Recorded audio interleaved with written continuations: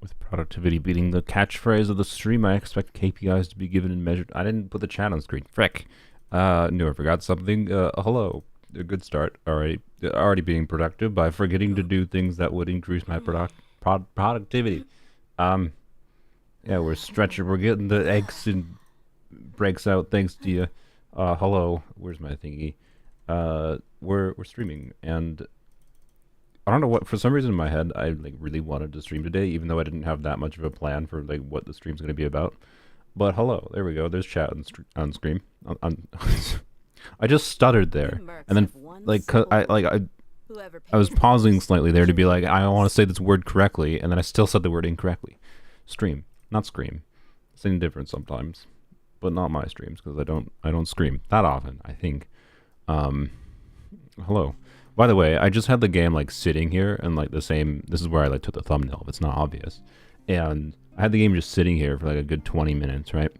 And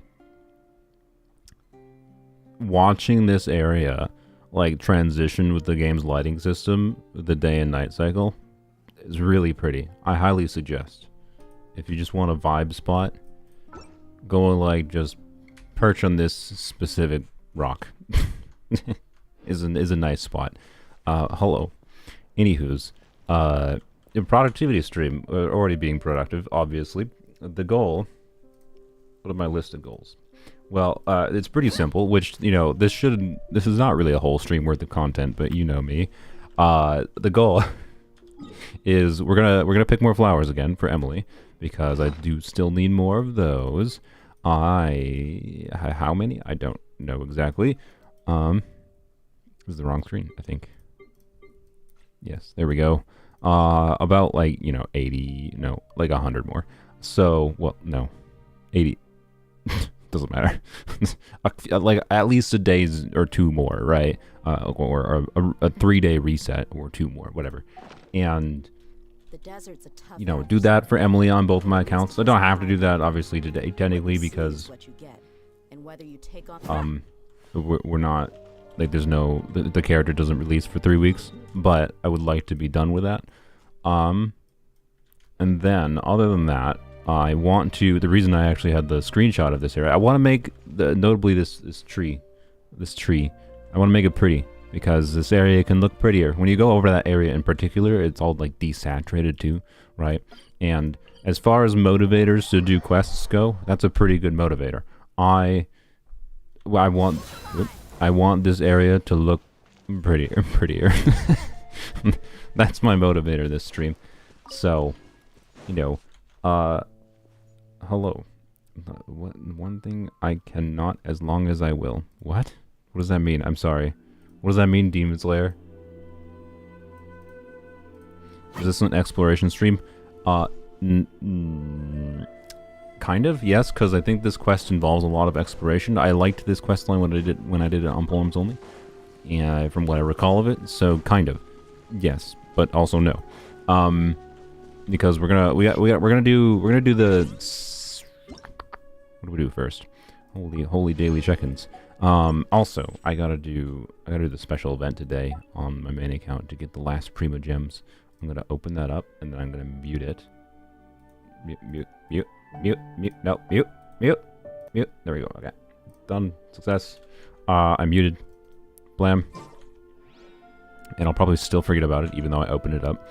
And anywho's, I questioned my Yae is off-field mostly in aggravate. Already distracted. No, I gotta ignore chat, otherwise, because chat is not productivity. Sorry, no, I'm gonna redo your thing.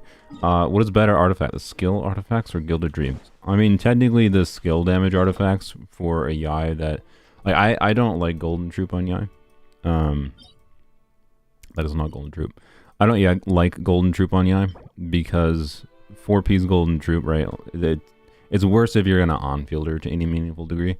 And I often, very, very, very often, like playing teams around Yae being flexible to be on-fielded, is what I would describe it as. And that's why I really like 2-piece combos on her. If I could move towards 4-piece Gilded Dreams, that's what I would do for the most universal build. But if you're talking the best you know, as far as the most damage for the context that Yae is normally used in, like, most of her damage is off-field skill damage, right? Golden Troop is better. I like Gilded Dreams more as an idea to move towards, though. And, like, since I've been farming Gilded Dreams and Deepwood for Emily, I've been getting a couple decent Gilded Dreams pieces. So I've got like a really good feather, really good flower option for my Yae, but I still don't have like a timepiece or circlet quality that's good enough for me to switch to 4-piece Gilded Dreams yet, I think. But I'm getting close. I mean, actually, I haven't leveled up these attack percent timepieces.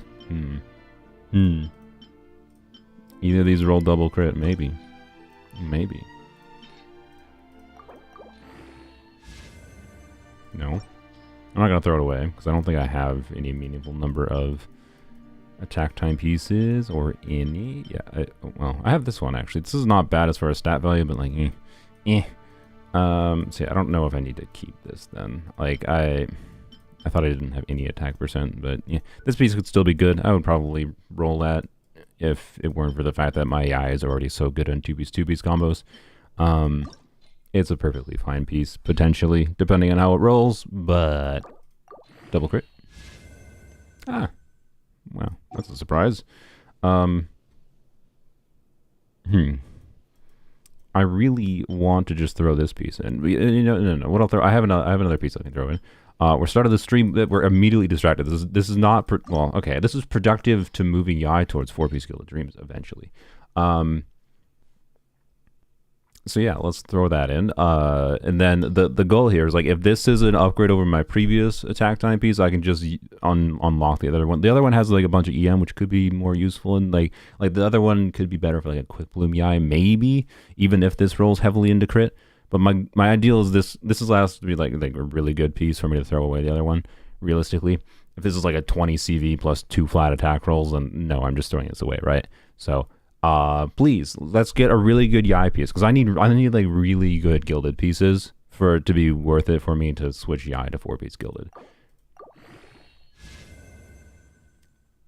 Well, we're taking a 20. This is ye olde. What is the last roll? Okay. That is probably good enough to. Yep. Okay, sweet. I will take that. I'll probably throw this away. Like, this is not bad, but like that one flat def roll kind of ruins it. We'll take that. That's a win. That's a heckin' win.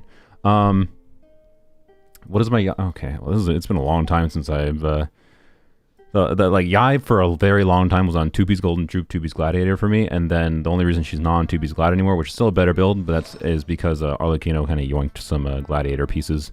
So she's been on 2-piece TF, 2-piece Thundering Fury, which is a bit worse than my 2-piece Glad build was. And Gilded Dreams could be meaningfully better, so we switch to that. Immediately yoink Alhaitham. Oh, you know what I want to do? Okay, we're immediately distracted. You know what I want to do? I want to. No, this is productive because in case you saw me ranting at some people that commented on my Alhaitham, and this is like vocal minority, right? Like there's like 3 or 4% dislikes. It's very slightly more dislikes than normal on the Alhaitham video, but like people that didn't get, like, I put in the title unconventional. I started the video talking about the goal is to like on-field ride and more, like that necessitates short field time Alhaitham. Like, it's not a normal Alhaitham team. We're not using Alhaitham normally, and like so many comments were just like, "You're playing Alhaitham wrong." That's like, yes, but that's the video. That's the video. Like, what am I gonna do? Make a video about playing Alhaitham normally? So you know what we're gonna do, chat? Today, this is productive, right? Today I'm gonna go into KQM. I'm just gonna go look at whatever like KQM's like recommendations are, and we're just gonna do KQM. We're gonna do whatever the heck KQM says to do for Alhaitham. It'll probably be fine. Sorry, you're off. Bye. Sorry, I don't know if I ignored you, Demon Slayer. Thanks for joining for 2 seconds. But like, we're gonna go and test Alhaitham, the proper way. Yeah, I feel like the more limited a character is and how they can be used, the more that people that play that character try to gatekeep how to play them.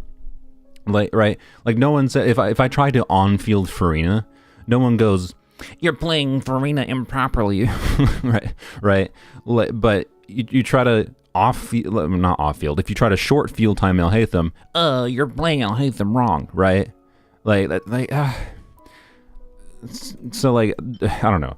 I think it's just, like, a situation of the main people, and this wasn't every comment. There was, like, a couple comments. Like, there's one really good comment I wish to acknowledge, like, that said, like, I'm an Alhaitham main. Like, here's some of the nuance of, like, when I use his burst differently.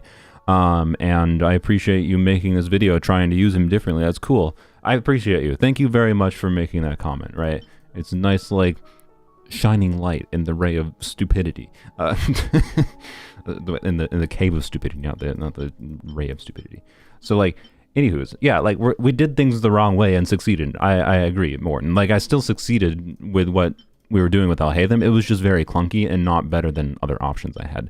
Like, it's not something I recommend. And it was not something that I would say was, like, it was worth pulling Alhaitham for that, right? Like, I was hoping when I got Alhaitham from wishing for C6 Zethos that he would be useful. I'm having a stroke. Where is my timepiece? Oh, there it is. I was hoping he would be. I haven't gotten any onset goblet, have I? EM? No. I mean, technically, that could be an onset. This is interesting with Yae, with Farina potentially. Right.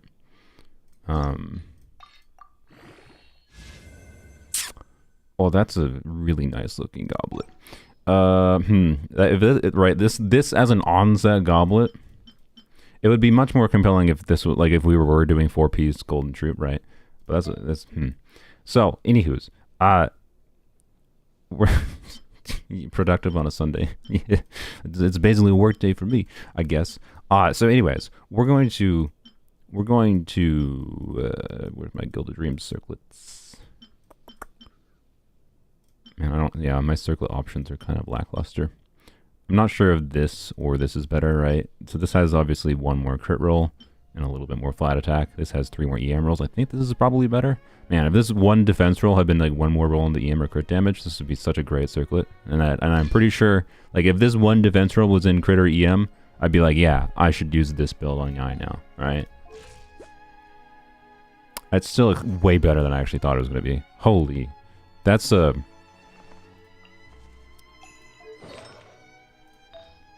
That was so much better. God dang. Okay. Well, wait. I don't know if I use this Electro Goblet anymore.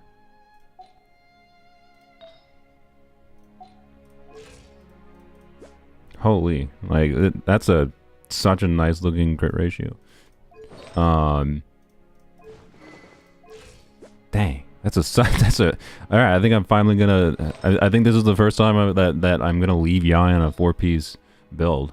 The only loss is that Alhaitham is gonna lose one of his good artifacts. But that's fine. Because it's not like I have other options, right? Like, he only lost 1 piece, and I still have this piece, which is more than fine. Like, he lost 1 ER and 1 crit rate roll. It's fine. He's fine. The ER might be a little bit iffy, but anywho's, no, I think this Gilded Dreams build is better than my 2-piece build. I don't know why. For some reason, I didn't expect 95% crit rate. I do think that other goblets I have might be better. So there's this one, which has less crit, right? But boy, 20% attack. 20% attack goes hard. Heck, even this one might be better than this one. The only thing is I would be very sad to have less than 200 crit damage. But this, right, going to 88 crit rate, maintaining over 200 crit damage, gaining a tiny bit of ER, which is not necessarily that relevant, but maybe not irrelevant, and going up from like 1800 to 1974 attack. Like this build is probably like a lot better than the other goblet, especially in context, which I do fairly often, of like using Yae in like Chever's teams, right? I'm fairly confident of that. So I might actually, and this is what the goblet I used to use on Yae for a long time for two piece. And yeah, losing that crit rate is a bit like 6% crit rate is not a meaningless loss, and but we're talking how much I conceptually notice critting 6% or less of the time when we're at the 88% crit rate already. I don't think I'll notice that much, right? Sorry, what patches? You stopped playing Genshin last year in April. Well, welcome back, Marley. If you're going to continue playing, yeah, 4.8 in summer event is in next week, basically. Difference between Gilded Dreams and Thundering Fury. Oh, I was doing 2-piece Thundering Fury. I would not recommend 4-piece Thundering Fury. There's basically no reason to do 4-piece Thundering on Yae. Thundering Fury is just like a decent 2-piece option for her, right? And she has a lot of 2-piece options. Like, she's so good on 2-piece that it's really, in my opinion, she's not that worthwhile to be a character you specifically farm a 4-piece set for. Most people it's taken me this long on my account to get to the point of oh, I might have a 4-piece build on Yae that's actually better than my 2-piece builds, right? Because she has so many options for 2-piece combos that what ends up happening is you're going to get more options for 2-piece combos before you likely get to the point of having a 4-piece combo that's better than it, right? Because a 4-piece combo has to provide more stats in conjunction with its substats and the substats from the 4-piece, the mess of text that is Gilded Dreams, than the total stat value you get from just higher average substat quality on 2-piece combo, right? And for Yae being pretty flexible, I think she's someone that isn't as worthwhile to put a 4-piece on. 4-piece Golden Troop, if you happen to have spent a ton of resin in Marsh, say Golden Troop domain, then yeah, Golden Troop can absolutely make sense to put on her. You might have enough Golden Troop artifacts that's worthwhile, but also you should probably prioritize your good Golden Troop artifacts for official first, and then Yae. So again, Yae is kind of 2-piece was the way to go still for me, even with as many Golden Troop pieces as I've gotten, right? In particular because I haven't gotten very good options for circlets. So anyways, yeah, this is actually really good. This is a very good Gilded Dreams build. I will have to look at a couple different goblets, and I'm even gonna have to look at what that attack goblet, right? This where'd it go? This Gilded Dreams attack goblet could be ridiculous. I have to level it up, of course. But that is ooh, that could be valuable enough to be worthwhile. I'm not 100% sure though. I think it's only with Farina, right? And I don't want to restrict my Yae to being paired with Farina, so it's unlikely. I want to emphasize that. So, anywho's, it's still worth checking. Your account lacks power and cannot 9-star floor 12 easily. You're thinking of going for only Pyro, Archon, and Dragon, if playable in that land. No other character, focusing more on weapons. What do you think? I mean, it depends what their kits look like. If you have a roster of characters that, you have the core characters that are versatile in many different teams and at enabling strong teams. Your Kazuas, your Farinas, your Xingqiu, Yelan, Fischl, Bennett, of course. I'm forgetting what other Yelan probably isn't. You could say is in that category as well. The versatile characters, right? And you have good healer options for your Farina, etc., etc. I do think accounts when you're playing for a while can absolutely get to the point where weapons are worthwhile. I think this is something that I think Zajef is wrong on. You just have to be smart with what weapon banners you choose to wish on, right? So yeah, it might be, but it's really hard to say without looking at your specific account and what characters you have. And it really depends on the weapon banner. It's annoying. You have to evaluate the value of a weapon banner to your specific state of your account, the viability of future characters, the risk you're taking, how bad is it to get a standard banner weapon instead of the featured weapons in the banner, etc. You can put anyone deep with your lacking character, put it on. I think Yeah, we will test Miko here, quick. Immediately, this is not the product. This is productive in another form, but not the productivity I envision. There was another goblet I want to look at the crit ratio of, because I think I have a higher. It's unlikely I'll use this because I think it has. It's to the point of losing too much crit rate. Oh, it's unofficial. Yeah, well, doubly so. I'm gonna keep this unofficial, I think. But if I use this one on official, right, we got a 90% crit rate. It's not bad. Wait, how do we go to 90% crit rate? Oh, duh, because I switched to the. Yeah, I forgot I was using the 2.7 crit rate goblet. So a lot less attack though, but more crit damage. This goblet might be better. There's a good chance this goblet is better than my Thundering Fury goblet than this one, but I don't think it's better than this one. So I'm gonna use this one, right? So the idea would be this is a new universal Yae build for me. And why I like it more than Golden Troop is because like I can do things like on-fielding her without losing, you know, the 50% or 25% skill damage bonus, and also it will result in, you know, higher. It will result in higher Hyper Bloom damage if I'm doing Quick Bloom Yae. It will result in higher burst damage. You get the point. So yeah. Do I indulge in character leak info? Yeah, I usually discuss it relatively often. I'm not gonna bother discussing much right now. About the leaks we had like yesterday about Mualani's weapon or anything, because I don't think it's really relevant until I don't think it's properly relevant. If you want to see some of my thoughts, I did have some surface level thoughts in my Discord server. I think it's in the description. We should go test Yae here. I had some surface level thoughts, right? Golden Troop Yae is perfectly fine. It's very good. It's theoretically the best way to get damage out of her in the normal most common context most people use Yae in. I just don't care about those contexts that much relative to the value of having a universal build that works, you know, if I want to use Yae in Chivalrous teams. And by the way, notably Yae in Chivalrous teams is where I've seen the most value from having Yae C2. Yae's C2, for those that don't know, makes it so that she can get the level 4 multiplier of 213%. So it's like a 40% multiplier increase to her skill damage. When you're doing her with Aggravate, that barely matters. Like at all. I can tell you, like I got C2 Yae after like Dendro came out, after getting Nahida, I think. And by the way, I got stung by a wasp yesterday when taking care of my puppers on my shoulder, and it's itchy, and I keep itching it. Anyways, anyways, what was I saying? This is more universal for on-fielding her, and notably, like I gain more value from attack percent, is what I was saying, like with Chivalrous.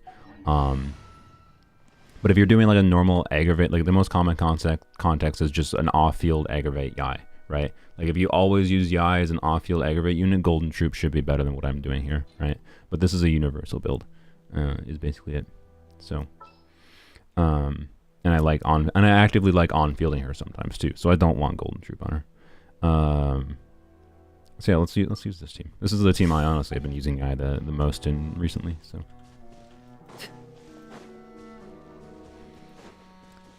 Yeah, Yae's constellations are Nahida's constellations. Yeah, kind of. Yae C2 is absolutely not worth it. I like it for the range increase. I like it because it doesn't actually change that much. Oh yeah, what does she have? She has 2200 attack and double pyro here. Yeah. And EM is still not useless for her, by the way, in a team like this. Not because like, oh, the overload damage is that significant, but one thing that really helps like make this a more universal build is this build might be slightly worse in this team, by the way, than like 2-piece attack combos were potentially, just because like might be a little bit low on attack, but I think I'm fine. I think I have enough attack percent in substats, right? I think this goblet significantly helps with that. I have attack percent main stat, attack percent substat there, that I don't think it'll be that much of an issue, but notably the EM, right? She has a passive that gives her a skill damage bonus from her EM, which means even if you're not triggering a reaction, EM is doing something on her. So, yeah. Nice 20Ks. so that's without any shivers buffing, obviously.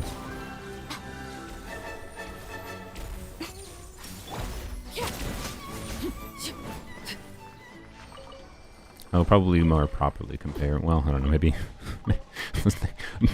part of me really wants to spend like an hour just comparing the different builds on Yae right now. Like doing proper comparisons, right? Going to Abyss and just seeing the different damage on Yae. But yeah, 20k non-buff without like that was with the Shiver's Res Shred, to be clear. But without the Shiver's attack buff or anything going, it's pretty good. Please appreciate my sincerity. Right now, right here, emerge. Stop right there. Ow. That was a 5k normal attack, not bad. Right now. Nothing lasts forever. Not bad.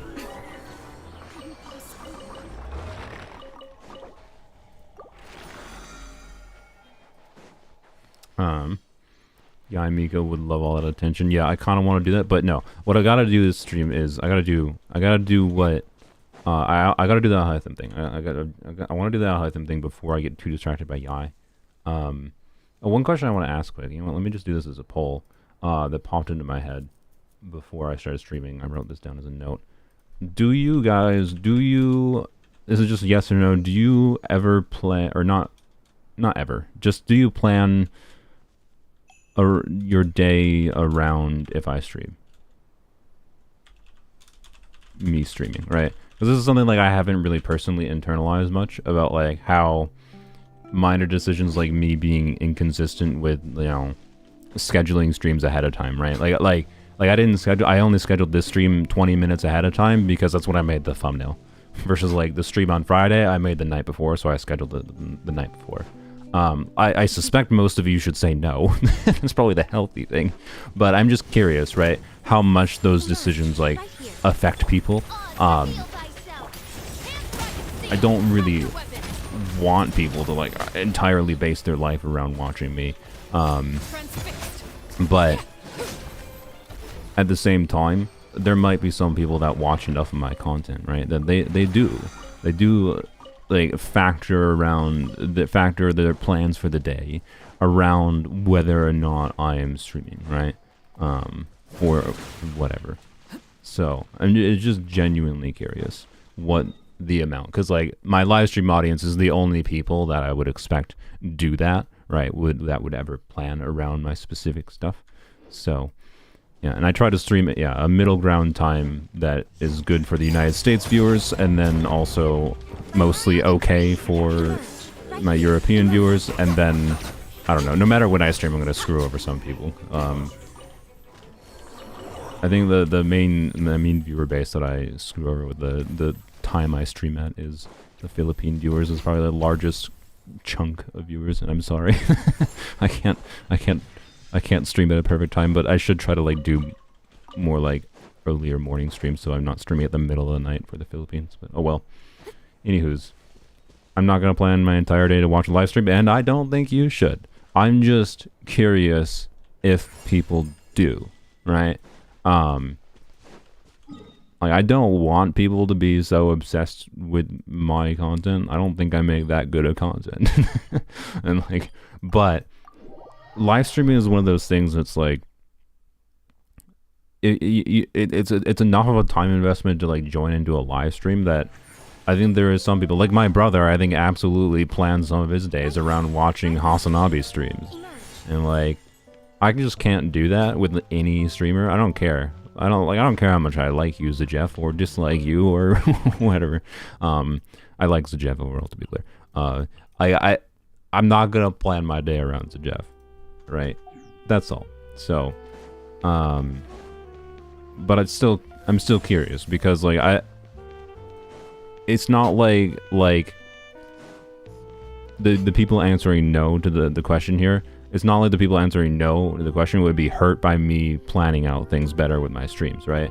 But the people that do care would benefit from it.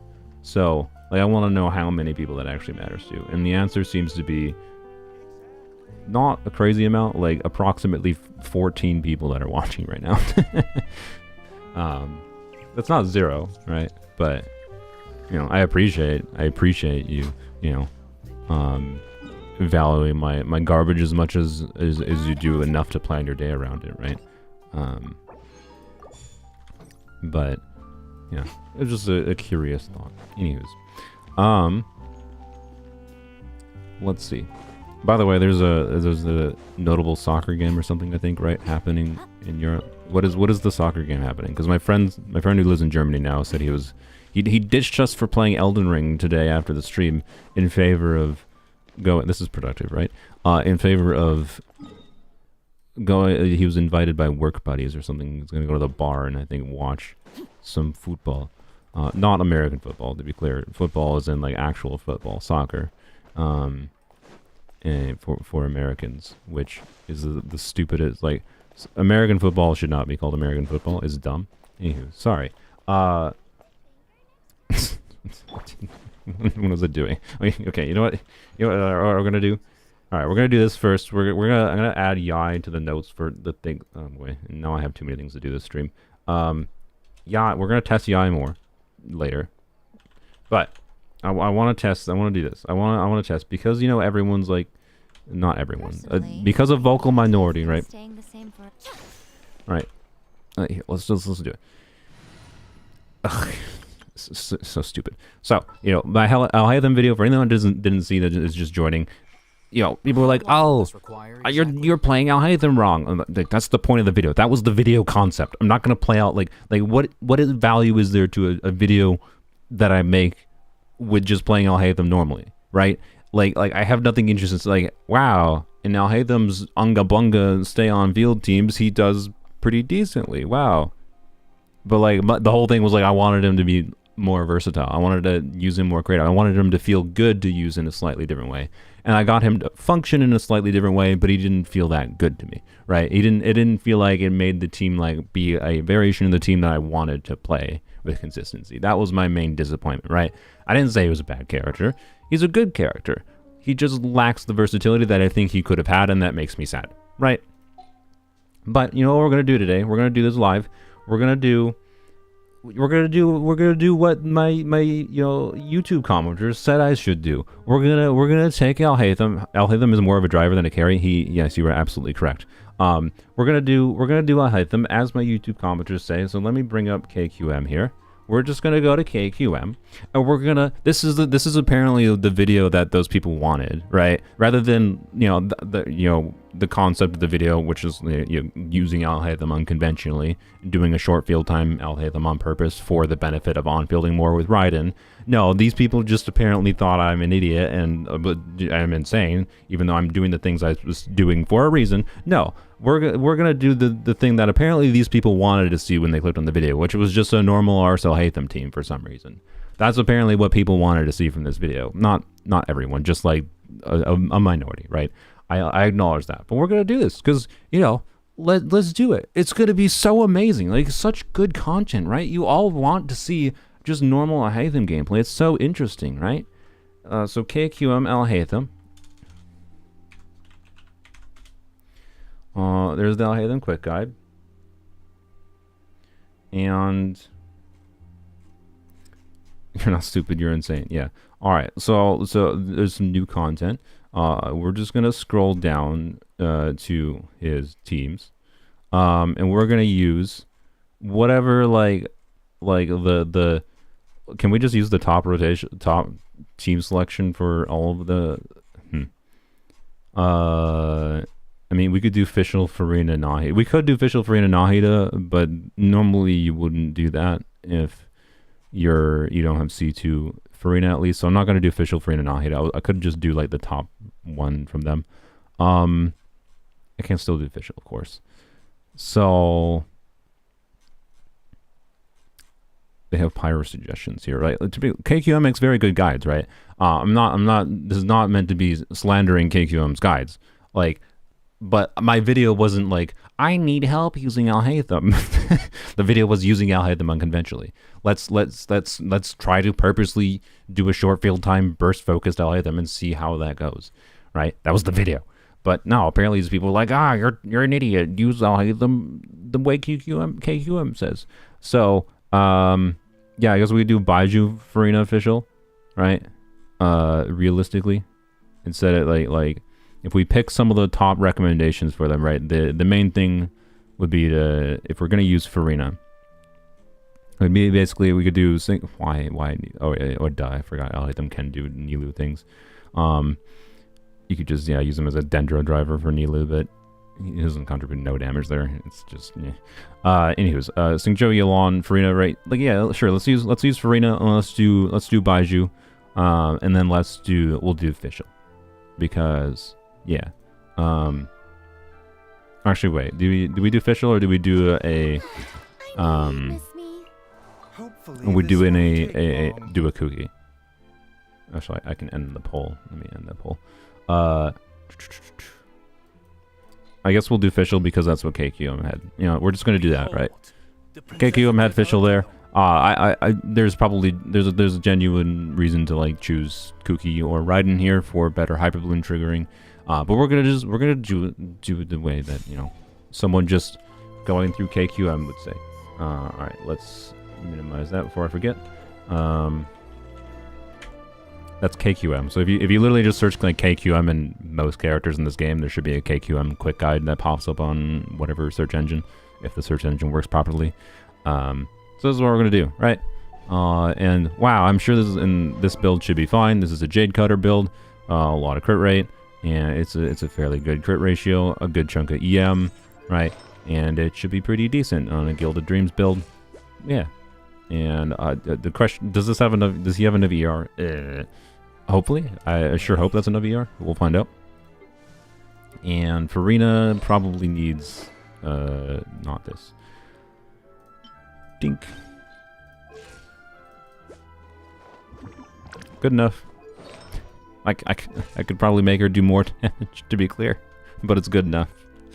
Wait, what do you have for a... That's fine. I could probably switch to a Hydro Goblet, but it's fine. We'll keep her on that. So yeah, this might be too little ER. I guess here to... Oops. Alhaitham will probably stay on this feather, to be clear. Most of the time regardless. But I'll give him this. Maybe the one extra ER roll matters, so you know, we'll do that instead. And it's objectively just a better piece than the other one. So we'll do that. Let's go. And I'm sure this is gonna be, I'm sure my mind is gonna be truly blown, right? My mind is truly gonna be blown here. We're gonna see the most fun Alhaitham team that has ever existed. It's gonna completely like, it's just an Alhaitham team. There's nothing, like, this is not a video.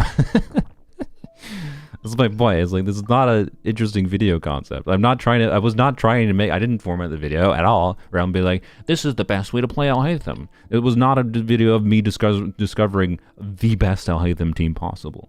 There was nowhere ever was the point that I structured it around. Whatever. Anywho's, Baiju official, and then I guess fine, we'll go through the full freaking abyss. Frickles. I was gonna do an electrocharge team on the second side, but I don't have official. Frick, what do I do in the second? Never mind. I'm not gonna do the second side. I don't feel like dealing with the shields. We're just doing first chamber. Meta is boring. I agree. I like doing unconventional things with characters, and characters, like, it's not that, like, I always have to do unconventional things. I play plenty of, like, more meta things, and I use characters that are meta, like Farina, official, whatever, all the time, right? But, like, I like characters that have versatility, that have different things you can do with their kit. And, like, Alhaitham gives this facade of, like, he feels like he should have more versatility than he has. And he feels like he should be less clunky than he is, to me. And like, whatever, right? I'm probably gonna do the combo wrong, by the way. I don't care. I'm sorry. No, I don't have to go up that high.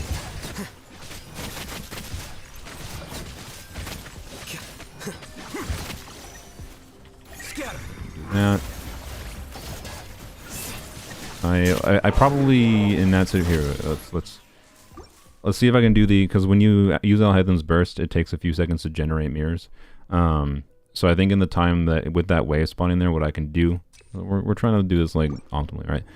What I can do is I can switch to like Fischl, use Fischl's burst maybe. Ooh, it might be a bit iffy. You know what I can do? I can use Fischl's burst to start here in the first rotation against the first wave of enemies, and then I can switch to Fischl, use Alhaitham burst, switch to Fischl, use her skill, switch back to Alhaitham is the idea for the Ruin Guard. Alright, that's the goal. I know I wasted a little bit of time there, whatever, it's fine. Taking a turn for here you are.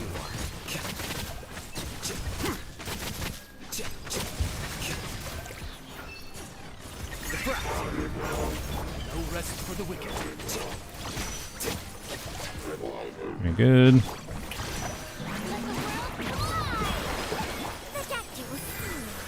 Remember. Looks like our ER is fine, which is good. These probably could have been grouped a little bit better, but... Alright, can you die, please? I don't want to... There we go.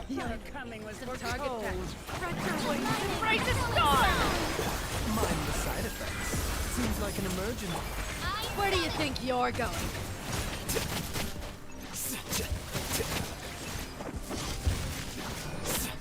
God, you're burning. I hate you.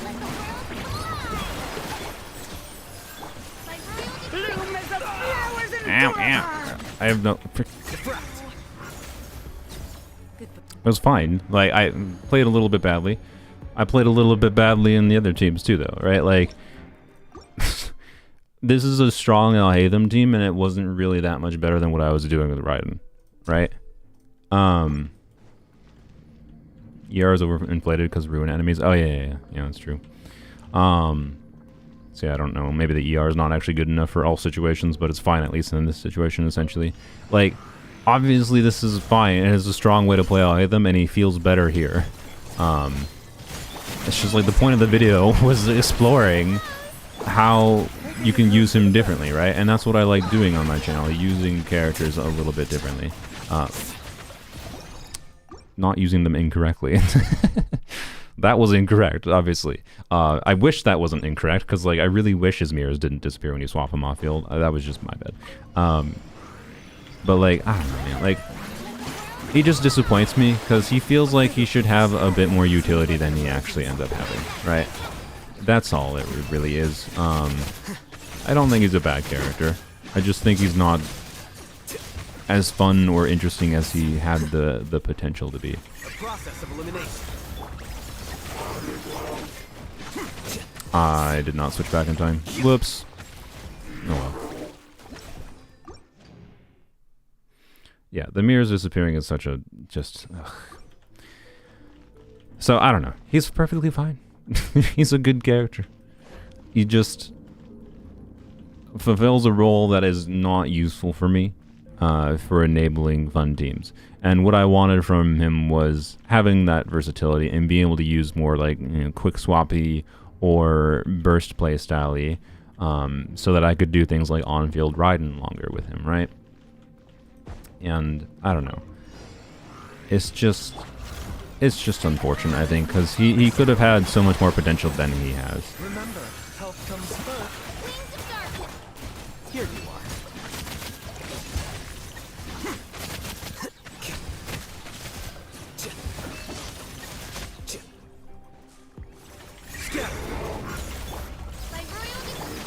There we go, swapping time. Oh, god dang it.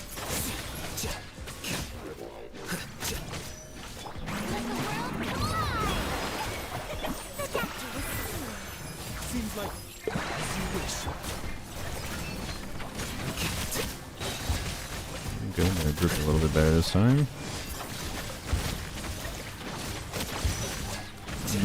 Can you die, please? Thank you. Why? Really? Thank you. Target pack. Spread your wings and raise a storm! Mind the side effects. Taking a turn, but Where do you think you're going? I hate the bird. I hate the bird so much. the process of elimination. No But we'll meet again. Hey, it's pretty decent, right? Duh. One thing I will do, and like, you know, I'll show, obviously, if you start having things like C2 Nahida and C2 Frina, so Nahida's on Prototype Amber, we will get full damage bonus with C2 Frina and Prototype Amber. This should probably become a lot stronger. Also, this is probably an instance where Kuki makes more sense for Hyper Bloom, right? But yeah, well, yeah, let's try abusing C2 Nahida in conjunction with C2 Frina and Kuki here. We'll see how this goes. You're doing normal Alhaitham. I'm doing normal Alhaitham because this is what, you know, the vocal minority said in my YouTube comments. Like, this is apparently what they wanted an unconventional Alhaitham video to be. They tapped on a video that's titled Unconventional Alhaitham. Hear me talking about how I'm trying to use Alhaitham differently in order to use Raiden, and they're like, you're doing it wrong. You're doing unconventional wrong. You should just do normal Alhaitham. That's what I'm doing. For those people. Like, yeah. He can be used normally. I should have done Farina first. Fine, I'll restart. I should have done Farina first. Because reading is hard. I mean, they didn't read and they didn't listen to anything I said, right? Like, right. I don't. The 6-second cooldown might not have mattered with Nahi's skill there. Like, let's do this properly.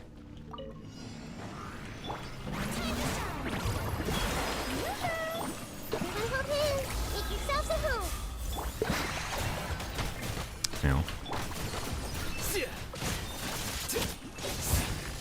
And we have like C2 Nahida's defense right here, right? So good, we saw it back in time.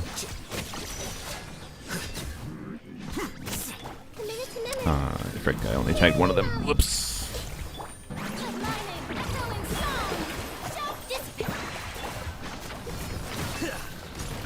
Didn't even hit anything. God freaking dang it. Okay.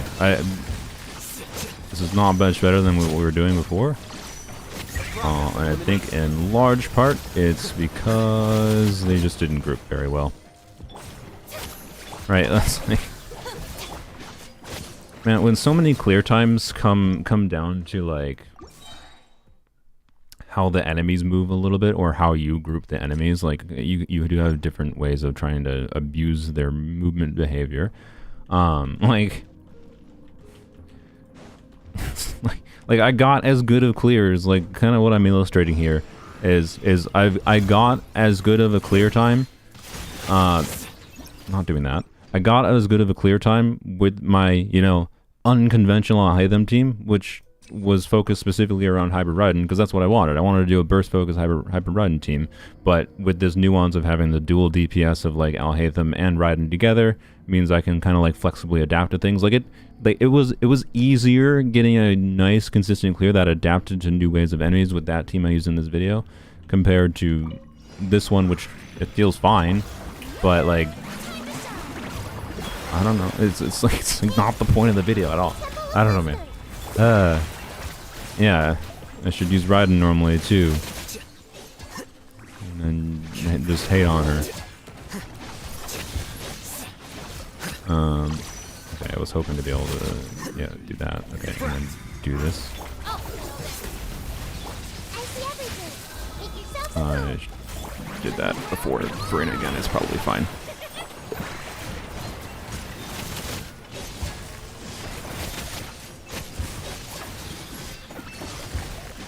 Why are we struggling so much in this wave of enemies? Because I don't have Kuki yet. Okay, maybe Fischl is doing more work than I thought too. Like this is part of like Alhaitham being more of a driver too in many ways than anything, and that's part of why I wanted to use him with Hybrid Raiden, right? Is because he can be a Dendro. We can use him more than just, oh, he gets big numbers on screen.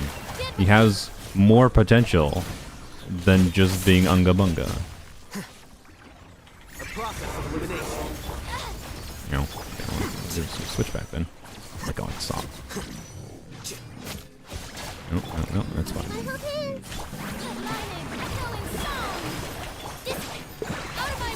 Ah, I meant to switch to Alhaitham. God.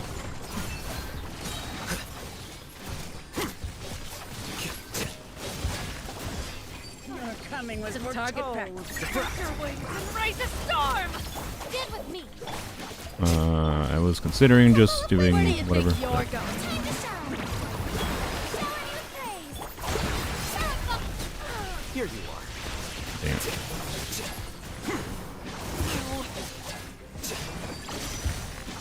The eternal awaits. Oh my god. Okay, well, official feels better than I thought in this team. So you know, should have probably just used official, but I expected that to be better when abusing Farina C2 and Nahida C2 there. That's what I would say. But yeah, I don't know. It's not like they're bad teams. I never called them bad.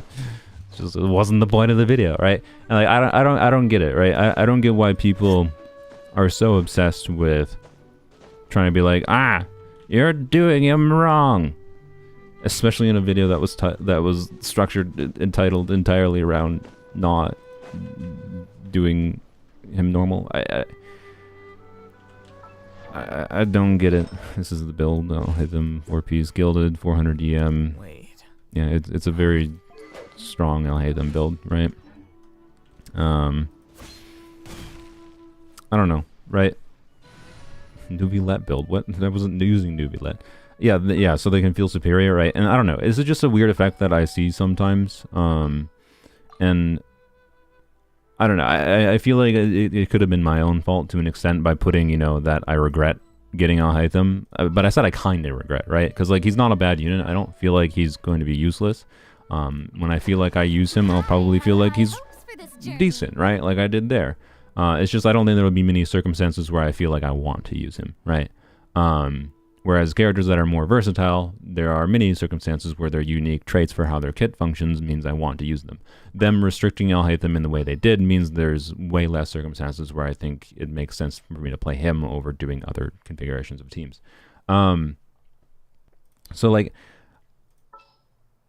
it's perfectly fine, right? If you like, I'm not saying Alhaitham's a bad character. I'm not saying you shouldn't play Alhaitham. I'm just saying he doesn't fit how I like enjoying the game, and that's why I kind of regret him, because I was trying to get C6 Sethos when wishing on his banner, because I like Sethos enough to risk going for his C6, right? And then I got Alhaitham along the way, and didn't get C6 Sethos.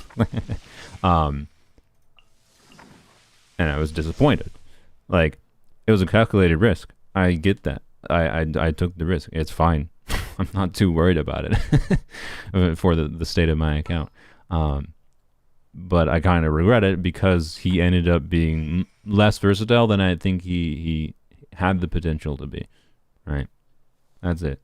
So, anywho's. I can't say I'm going to use Alhaitham very often. He's a perfectly fine character. I just have many other fun teams that I think I'd prefer playing more often than not.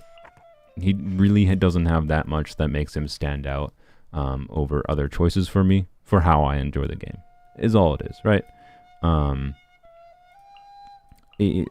like, as far as like character strength goes, he's relatively balanced in as far as his damage output goes. I just don't think he would have been a broken character by any means, you know, if he felt less clunky by like having minor things like, you know, if he didn't generate energy or not generate. I can get why they made him generate energy over time with how his kit works, but if they made his like burst cost lower, right? If they made his mirrors stay while he switches, right? Like the mirrors have a duration to them anyways. They go away after 4 seconds regardless, so you wouldn't want to switch for an Unga Bunga playstyle with him regardless of if they disappeared when switching opulent or not, but it gives you more flexibility to be able to switch. It makes him feel less clunky, whether it just because you made a mistake like I made just in the bits there for a few times, or just so you can actually have new team options, more quick swappy flexibility, right? It actually gives him more viability to be used to like keep up quick enough time, do things like hybrid riding with him if I can freely switch into him, do some normal attacks, get some damage out, and yeah, like, but they didn't. And it's just like, why, right? Why did he need those restrictions? I don't know. Mihoyo decided that he did need those restrictions for whatever reason. And I think that limits him to being a much more fun or a much less fun character than he could have been. And it means that people who play him tend to just play him in ways that's, you know, optimizing the one way you play him for the most part. And that leads to some of those people becoming, you know, armchair or whatever backseat driver gamers. When they see one person that says they aren't that enthused about Alhaitham's kit, they're just like, you're doing it wrong, without listening or to anything that the video was about. That's my theory for why those people say the things they did. So yeah. Have you tried him as a spread DPS? That's what I literally just did. I'm assuming you just joined, but you can rewind the stream like 20-30 minutes. So anywho's, that's all about Alhaitham. He's a good character. Doesn't suit me. Okay. We're productive this stream, right? This is exactly what I said I wanted to do at the start of the stream. Yeah, the video concept was not using him the normal way, right? Like, yeah, I could have, yeah, like yes, I technically could have made, like, did you guys want the alternative? Hey, me, the Genshin creator that does, you know, use his characters in all kinds of weird ways. You know, I try to see how good DPSing Sijuin goes. And then, okay, Alhaitham, cool, let's try to use him in a different way. Like, would it not have been sadder if me, the person who is like, genuinely, I like to think I'm pretty good, I have pretty good ways of, like, good consistency, I should say, of coming out with ideas of using characters a bit more unconventionally. And like, if the video I made for Alhaitham wasn't using him unconventionally, but instead was, and I was successful using him unconventionally, right? But instead was just this character, I have no ideas like what I can do for this character other than just using the normal way. Like, that's the video you want? Like, no, nobody wanted that video from me, right?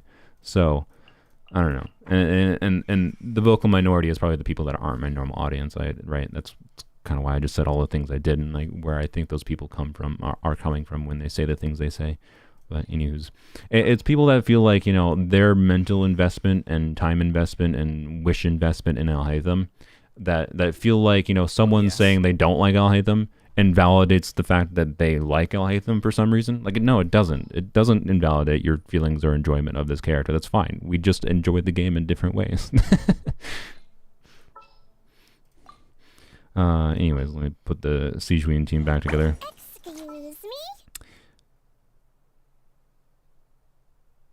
me? See, that's a more appropriate. By the way, for any Alhaitham main, you know, if the actual way, if you want me to try to get Alhaitham to enjoy Alhaitham more, isn't going, you're using him wrong.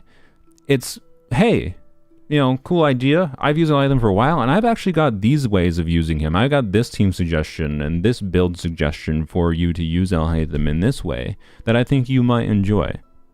That's the way to try to get me to like Alhaitham, not going, excuse me, you're using him wrong. So, thank you, Sijuin. I'm tempted to, by the way, to make that whole sequence in this live stream into a video. Should I turn that and do an edited video? Because it can be just like like there's an easy stream title and thumbnail for that where it'd be like, I did what my YouTube commenters told me to, and then it's just like a bunch of the YouTube comments in the thumbnail with some Alhaitham face. Will I try Hydro Pyro Archon when she comes out? I mean, of course, how could I not? Yeah, almost assuredly I will do that. I don't know if I'll make a video. I'm not gonna say I'm gonna make a video dedicated about it. I will assuredly, presuming that Pyro Archon is an off-fielder in some form, I will 100% make an on-fielding the Pyro Archon video. Realistically, because she's the Pyro Archon, C6 Meta is gonna be better. But also, this is more fun, so, you know. Will you try Yanfei when she comes out? Yeah, when Yanfei releases in a few years, I'll try her.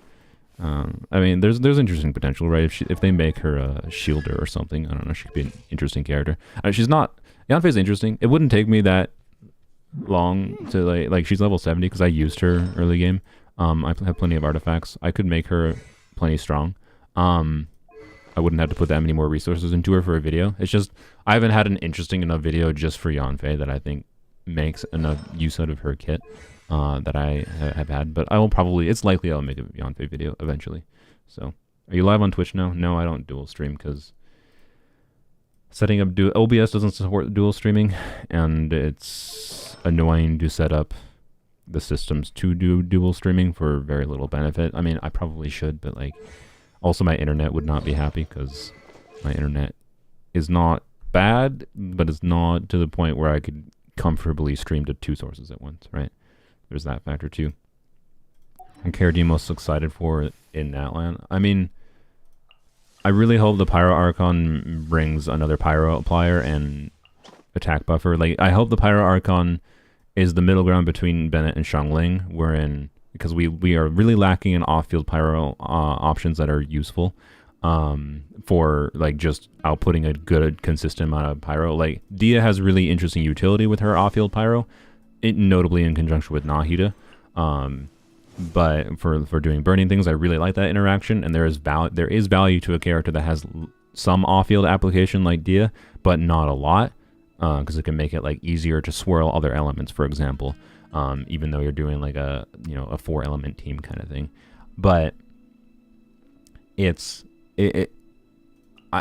have a void, right? We have a void of like characters that are not Xiangling that apply Pyro off-field, right? Like, your 2 methods of getting a decent amount of Pyro applied off-field are doing burning with, like, Nahida plus Pyro, like, or doing Xiangling, right? And Xiangling is a character that, for most people, is tied to being used with Bennett, so, like, it's annoying, right? And then, of course, we have a lack of, like, team-wide attack buffing in the game that's flexible, and, like, Bennett will still absolutely have value if the Pyro Archon is an attack buffer. But I would like a unit as a team-wide attack buffer. And that doesn't have, like, circle impact going on for... I don't think she will buff as much as Bennett. I do not think she will heal. And I do not think she will do as much Pyro application as Xiangling, but she will be in a middle ground of doing some off-field Pyro damage and hopefully some buffing. And like, a lot of times, by the way, when you're using Bennett, you don't want extra Pyro application. Like Bennett plus Arlecchino. If you want to do, like, a Vape Arlecchino setup, you wouldn't want to do Arlecchino plus Pyro Archon, because the extra Pyro from the Pyro Archon would potentially make it, like, impossible to vape, because you'd have too much Pyro that would be stealing your Hydro that would be used to vape on Arlecchino. To be clear, there's probably Pyro Archon Arlecchino teams that will be able to vape consistently with the likes of Xingqiu or Double Hydro, whatever, right? But if I want to do my favorite, like, Arlecchino team of Candace, Bennett, Kazuha, Arlecchino, Candace does not apply enough Hydro, I think, to make 2 Pyro units vape, right? So I probably wouldn't be able to do that team with the Pyro Archon instead of Bennett. So, like, point is, like, she's not going to just power creep Bennett, and I don't think she's just going to power creep Xiangling. She's more likely to power creep Xiangling than anything, for most players. But that's what I think the Pyro Archon's going to be. So mechanically, I'm most interested in the Pyro Archon. As far as, like, what they have potential to do for other elements, I am interested to see what they do for the Cryo and Geo characters the most, because Cryo and Geo is the most, like, the least needed elements in the game, is probably, right? They do the least for enabling different fun teams. So I'm curious what ideas they'll come up with to make new Cryo and Geo units be relevant, right?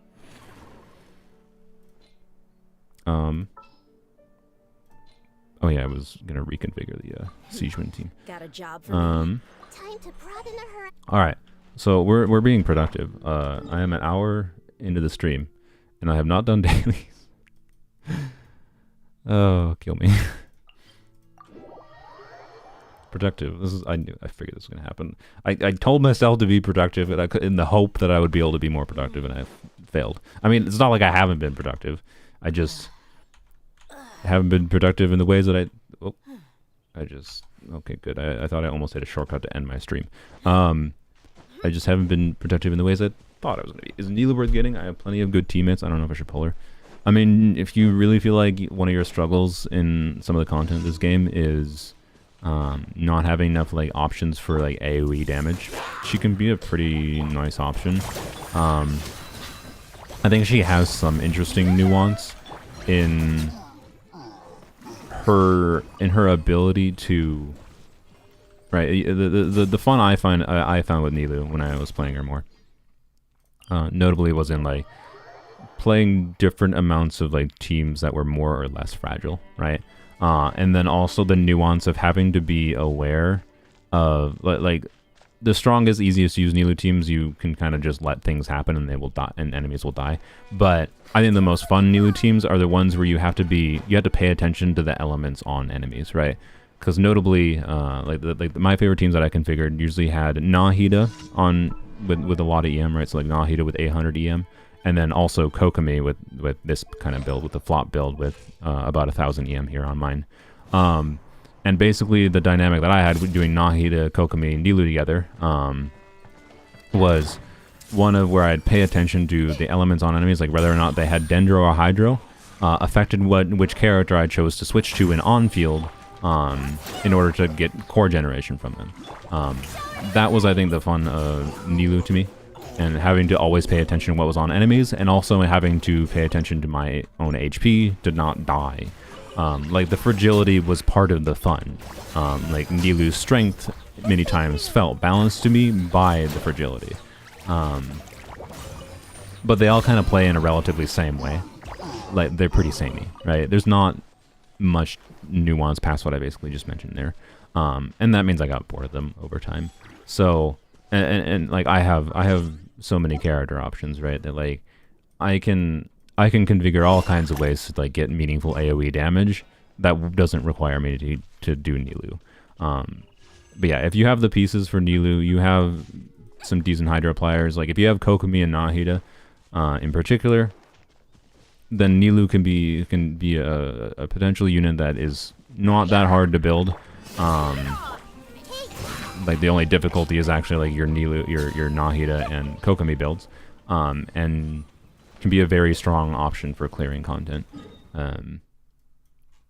It might get boring eventually, though. It is probably my main warning. Like she's weird in that she's not an on-fielder, but Nilu got boring to me in the same way that on-fielders get boring to me, right? Where they can be fun for a while, but then I eventually just get bored of them. And not all on-fielders, but the less versatile an on-fielder is, the more I tend to get bored of them faster. Like Nubilet. Nubilet has versatility in teams, but he always plays the exact same way, so, you know. Collect wood. Oh, yay, this commission. Hope Sitlolly is a 5-star. Yeah, I look forward to Sitlolly. I hope she is a cryo unit that does something relevant, right? Cryo could really use a Chevrolet-esque situation, you know. I don't know what that would look like exactly, but just a unit that, you know, makes cryo teams, like units involving cryo units, a thing more than they were before. Basically all it is. I have no idea what the specifics would look like. Can you not? I have no idea what the specifics would look like, but are they attacking the vines? That's funny. Or did they just get interrupted? But anyways. So yeah, Nilu. Big ol' maybe. Like most characters in the game. But I would treat her kind of like I would recommend treating her like an on-fielder in deciding to pull for her or not. Because she gave me the same vibe of getting bored to her over time like I do for on-fielders, usually.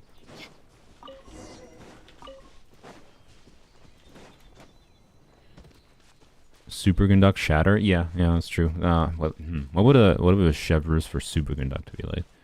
Like do full, oh my god. Do full electro and cryo. And like they'd have to modify the superconduct reaction itself, right? I don't know, that'd be interesting though. Full electro and cryo. The strongest cryo reaction is not reacting with Dendro to give you more plume cores. Yeah, you're not really wrong.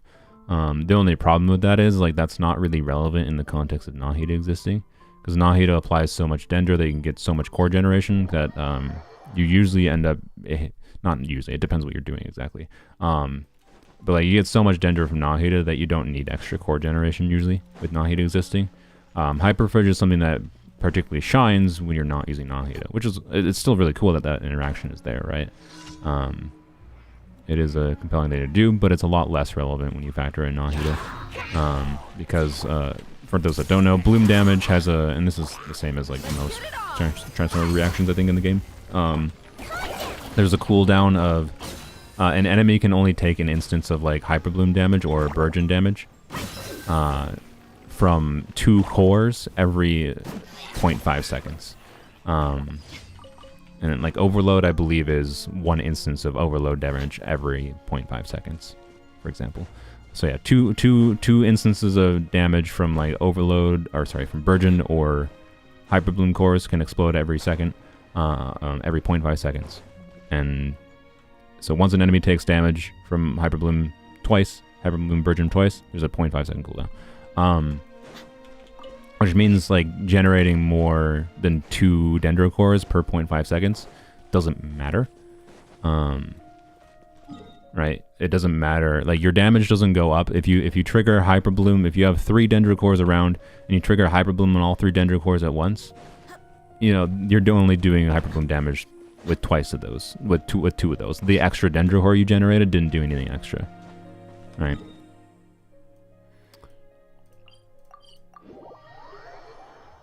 Bro, this guy reads one comment, turns his chair 360 degrees and starts yapping and doesn't read anything else. I'm sorry. It's because one person says a comment and then I have a thought process train that happens. I'm a thinky boy. I'm sorry.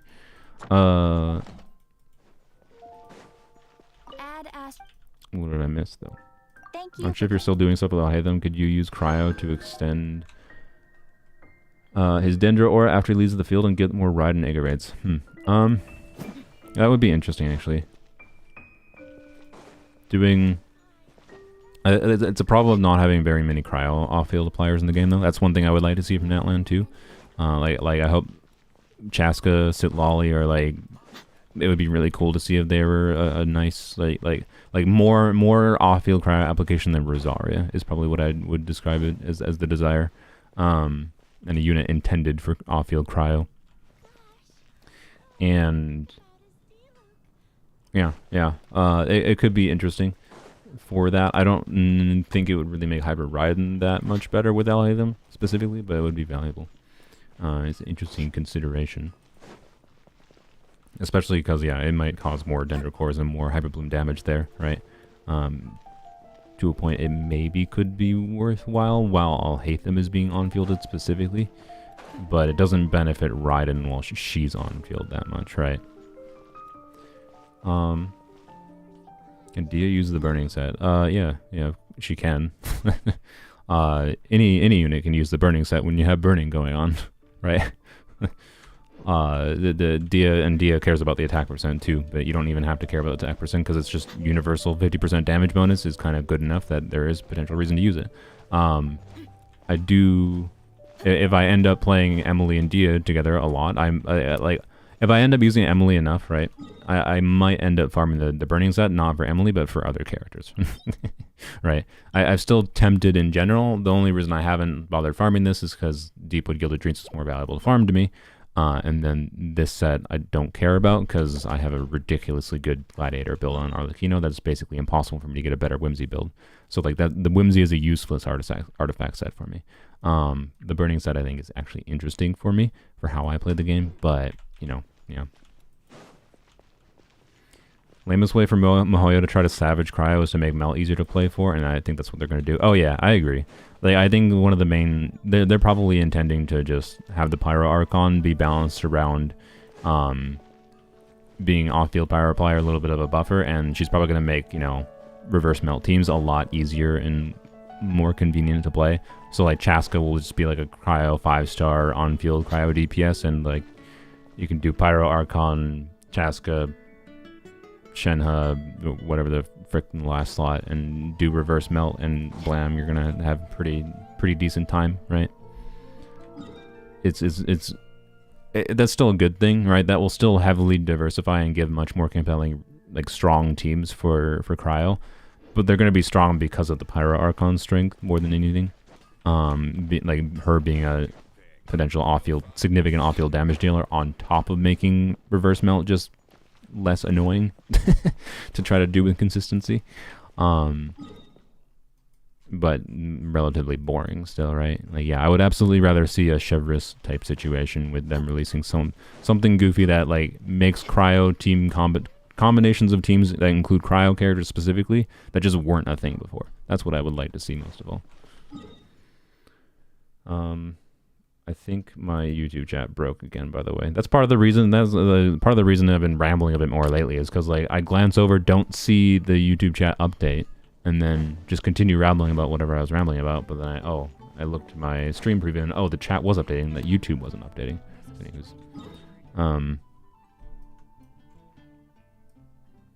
So, yeah. Shenhe doesn't exist for Mihoyo. That's true. That's true. Problem with the reverse metals that the cryo units are underpowered because freeze is so strong. Oh yeah, yeah. They hardcore designed a lot of units around freeze because like this was one of the first like artifact sets they added in the game, right? Like it was added with Dragonspine. And they balanced cryo units around this set. But this set basically is not unique anymore because we have other and better methods of increasing non-cryo units, right? So cryo units used to be balanced around this set, but now we have the equivalent of that set, which can be used on cryo units, but also just way more units in the game and is way more of a valuable domain to farm in general. So, like, yeah, Blizzard Strayer got power creep on Marcia Says last year. And I feel like their lazy solution to that is they're just going to release a stronger cryo unit, right? Like Chaska's just going to like straight power creep the reverse melt power of Ganyu or whatever. Although, I don't know, like their approach to Wriothesley, like Wriothesley is fine, but like so much weaker than he had to be, I feel like, in my opinion. He's fine, but weirdly weak when for a cryo 5-star when they also released him with Maharaja Sei's. Like it's like Mihoyo didn't realize they had made Maharaja Sei's existence had made Blizzard Strayer irrelevant, right? And then they didn't increase like his damage output or convenience in any form to make it worth. I don't know. Yeah, he has the bonus that he's fun, so that's fair, right? Like, I don't know. Wriothesley is an interesting character. It just feels like he's a little bit undertuned for the state of cryo. So, anywho's, I hope they don't just go the boring route with making cryo more useful. I hope they be creative with it. Anywho's, they abandoned physical a long time ago. Oh yeah, I'm aware. Like Mika was the death bell, I don't know, whatever, right? Mika was like, oh, we have decided that we do not want to. We're gonna make a unit that specifically is supposed to be like the physical buffer.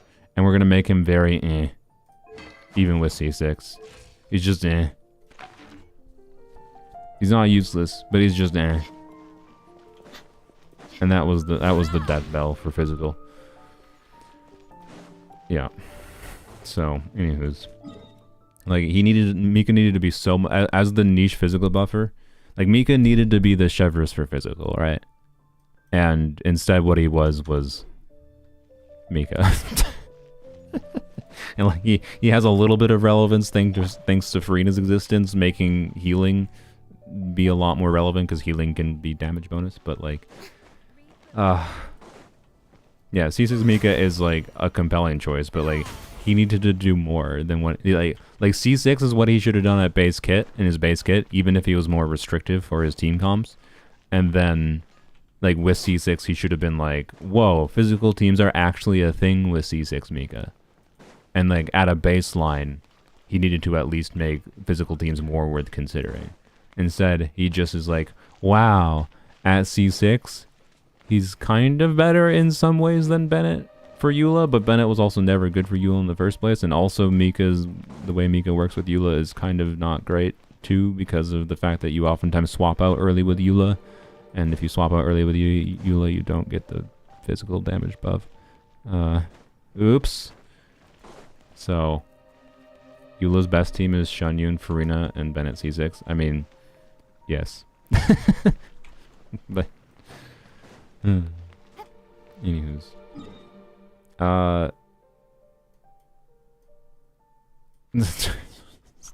Productivity. Well, if yapping is productivity, I guess I have succeeded. I'm an hour and 20 minutes into the stream now and have not started. Have I seen the news? Yes. No, I'm not going to comment on it. I think I know what you're referring to. And I don't care. Like, all I will say is that, you know, I am an individual person. I have my own thoughts and feelings about it. I don't think it was a good thing. And that's all. So, and I'm not going to say what it is, because I don't feel like getting the chat down this path of conversation, so please don't talk about it in chat. I don't want to foster a community that talks about that kind of thing constantly.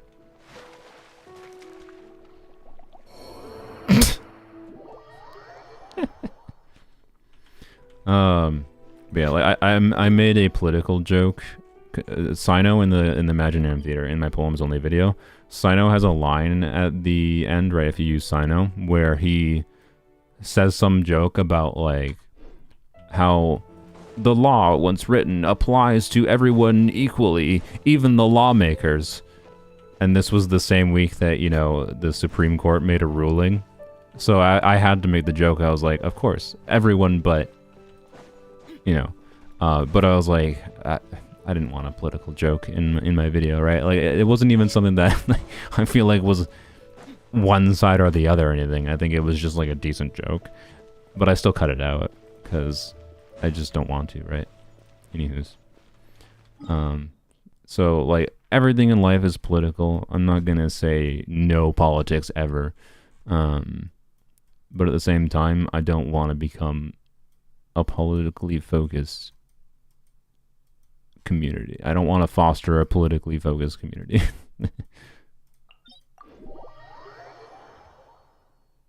Mr. Beast for president. I would prefer that reality. I am very indifferent towards Mr. Beast. I have no idea how well he would do at running a government, but he probably would do better than anyone that currently exists in the United States government. Any current politician. I don't even like Mr. Beast, really. I think his content is very... Like, kudos to the dude for, like, knowing human psychology and the internet algorithm and behavior so well to be as successful as he is. But, like, I watched some of his videos, they were fun for a while, and then, like, I saw the patterns, right? I don't know. And like every content creator finds a formula. Like, I do my own formula, right? But like, the content ceased to be interesting after a relatively short amount of time, that it surprises me how well he has continued his success. So kudos to him for like being as successful as he has. But also it feels to me like it's very obvious to me how intentional and smart he is about the content he makes, right? That all I got over time was like, this creator is just manipulating me to liking his stuff more than I actually care. I don't know.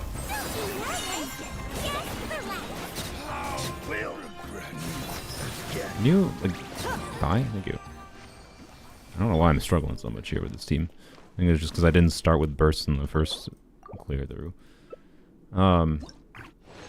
Never seen one of his videos and didn't know he existed until last year.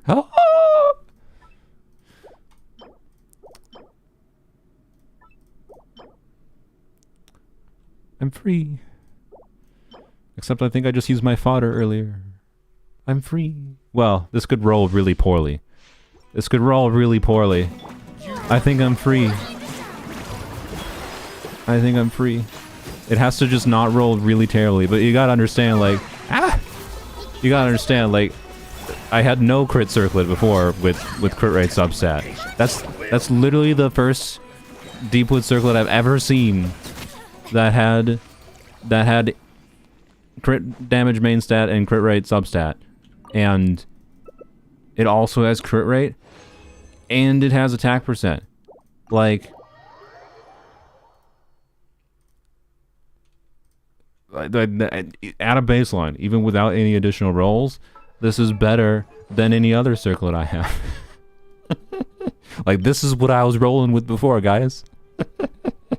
To be clear, if this rolled 25% attack, and this new one rolls not at all into attack or crit rate, the old one might be better still technically, but that's really unlikely to happen. Oh yeah, I probably have enough fodder to level this at 20 without feeding it in, but we're gonna throw this in. I think this is a potentially good piece. I believe in the garbage in, garbage out, so we're gonna put a not garbage piece, right? Oh boy. Oh boy, it's double def though. Oh boy. We're gonna put a not garbage piece, right? Because if you put garbage piece in, you get a garbage piece out. If you put a pretty good piece in, we should get a pretty good piece out. But oh boy, oh no, the double def. Really would have liked, yeah, EM or ER there. Would have like been like, hey, at least it rolled into ER, right? Also, I have terrible circlet luck, so you know what? It could have been a lot worse. It could have been so much worse. All right, no crit rolls, because that's how my circlet luck go. But also, that's a win. I'm not kidding. That's actually a win. Oh boy. I don't know if I'm done farming Deepwood though. I'm not quite happy with that. I think if that last roll had been crit rate, I would have been very happy with that.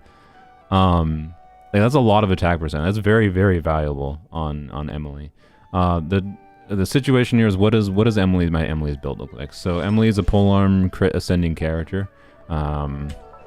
So we're gonna put this on Arlecchino, and we're gonna see what our build looks like. So I think, I don't know if depending on what the ER needs will be, I'll either use this piece or this piece on Emily. I could still use a better flower, right? Actually, speaking of, I think I actually did technically get this, which, you know, maybe. Ah!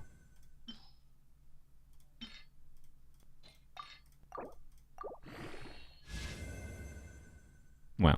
Okay. Well, I mean, how rude. God dang it. Okay, it can recover. It can recover. This could still be the best piece I have for her. Okay, now it's really on the edge. Fine, we'll take it to 16. Or 20. Man, the def roll.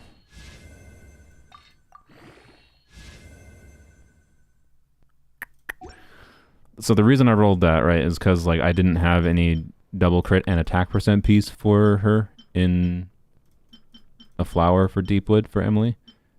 I don't know. One bad roll does not mean there's a bad artifact.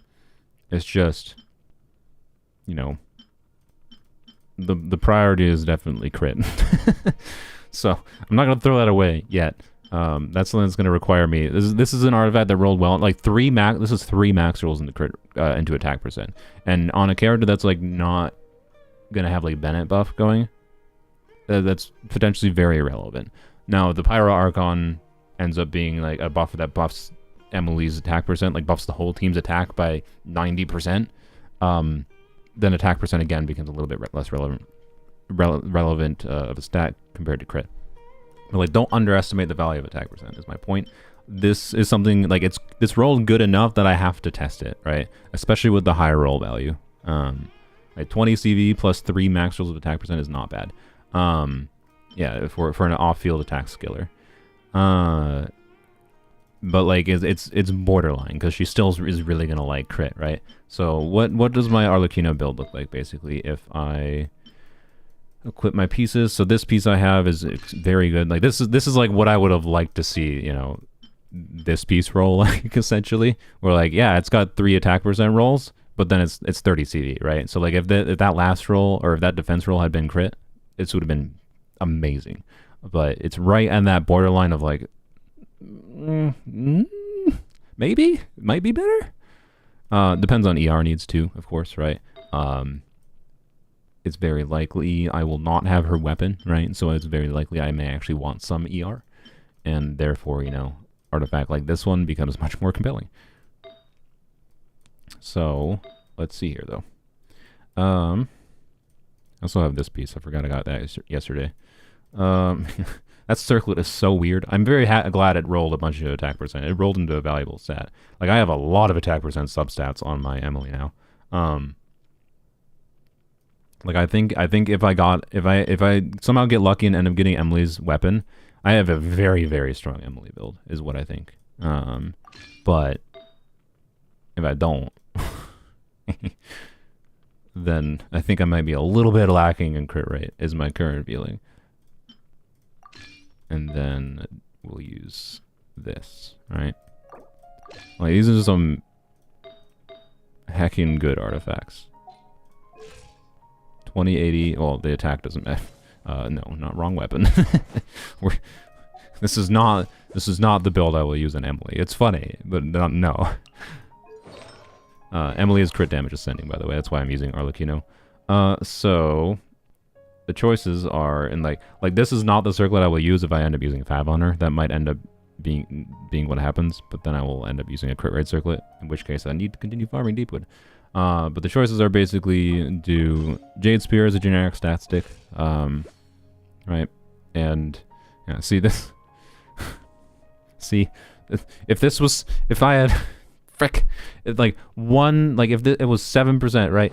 If it was 7% crit rate instead of 3.1, I'd have 70% crit rate, and I'd be like, I'm happy with this, right? With how much attack percent I have in this build, I'd be happy. It's just, or again, if this stupid piece had rolled one more time into crit rate.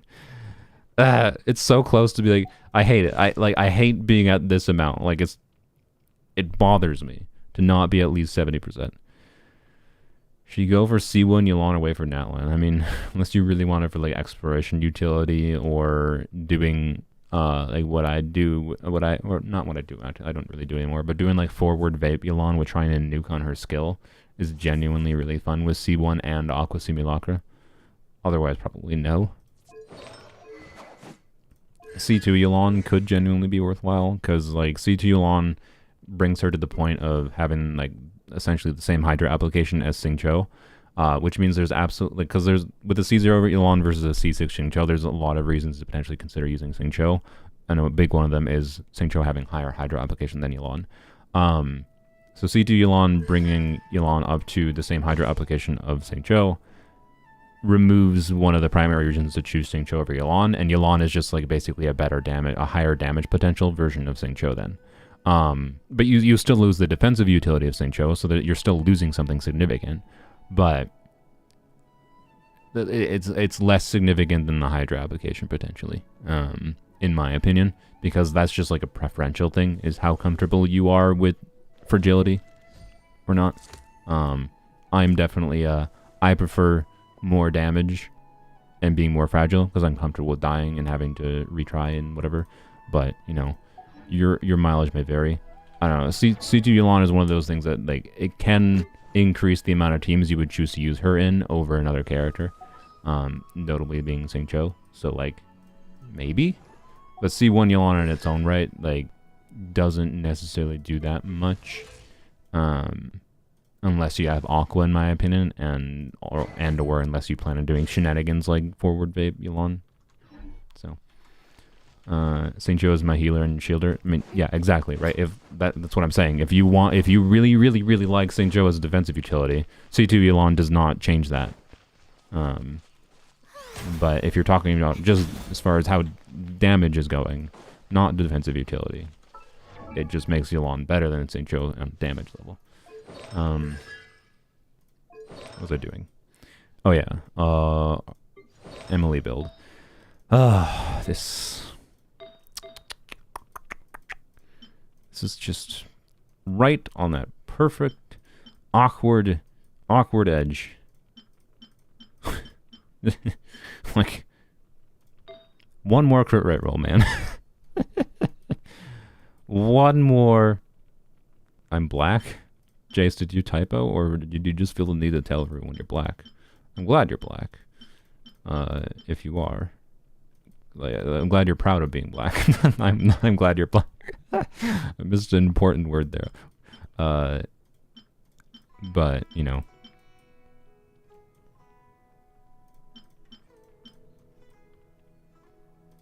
Prowess preparing to say the N word. Yeah.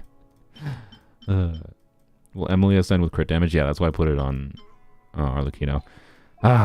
So you know, like, realistically, I'm probably gonna end up just doing deathmatch instead. I think, and then it looks like this, right?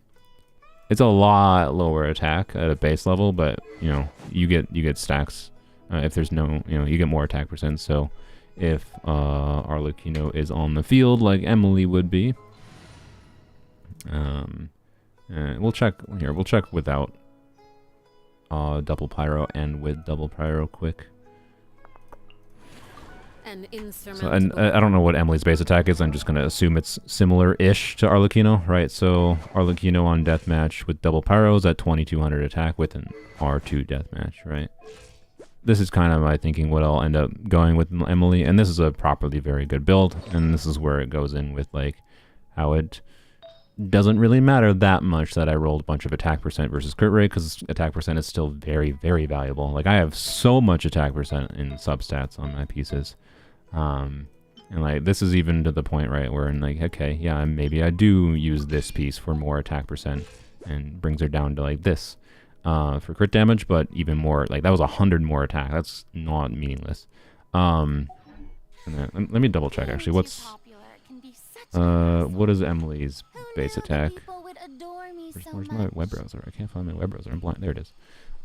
Ember. Emily, I'm just assuming she has relatively high base attack. Compared to Arlecchino. 335 base attack at level 90. And let me bring up my windows again that I minimized. Arlecchino has...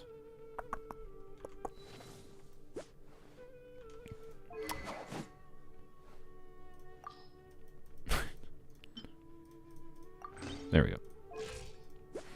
340. Yeah, it's the same. They have the same base attack, basically. So, yep, this is basically what my Emily stats would look like in solo.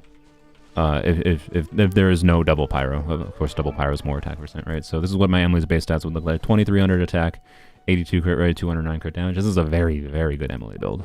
I wish you stressed that. I think I will probably use this, right? Because I don't think the extra, well, okay, the determiner on whether I use this or not is probably less down to the attack percent and more down to like how much I need the ER. Like I might end up using this if I want the ER, right? But I suspect the way I will use Emily most of the time is not without that, without bursting constantly. And if I want to end up bursting constantly with Emily, then I'm going to end up considering going to like Skyward Spine or Fab as her weapon instead.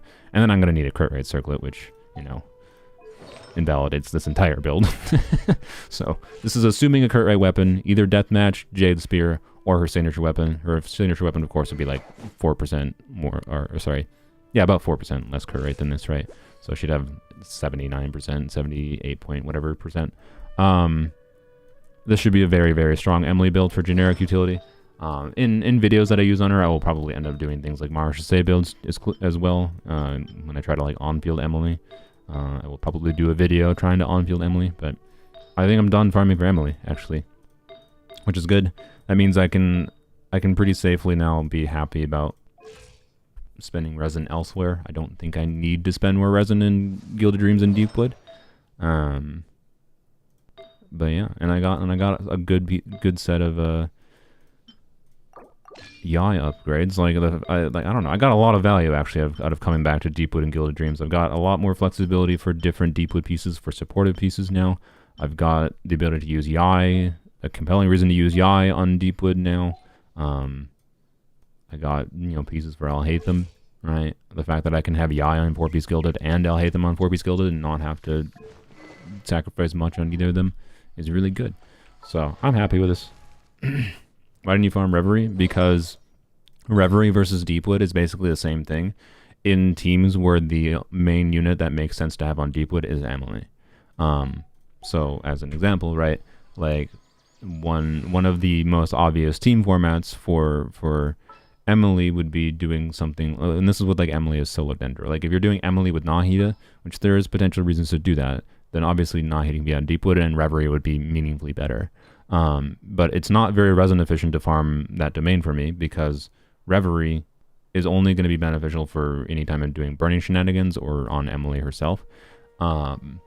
And Whimsy is useless to me. Absolutely useless to me because I have a really, really, really, really good Arlecchino 4-piece Gladiator build. Like, it's basically impossible. Like, I'd probably have to spend literally 4 months at minimum if I get lucky to get a better Whimsy build in my Arlecchino than my Gladiator build is. So, like, Whimsy is basically a useless set, essentially. And Deepwood and Gilded Dreams, I could gain value from getting Deepwood pieces that were not just crit pieces for Emily.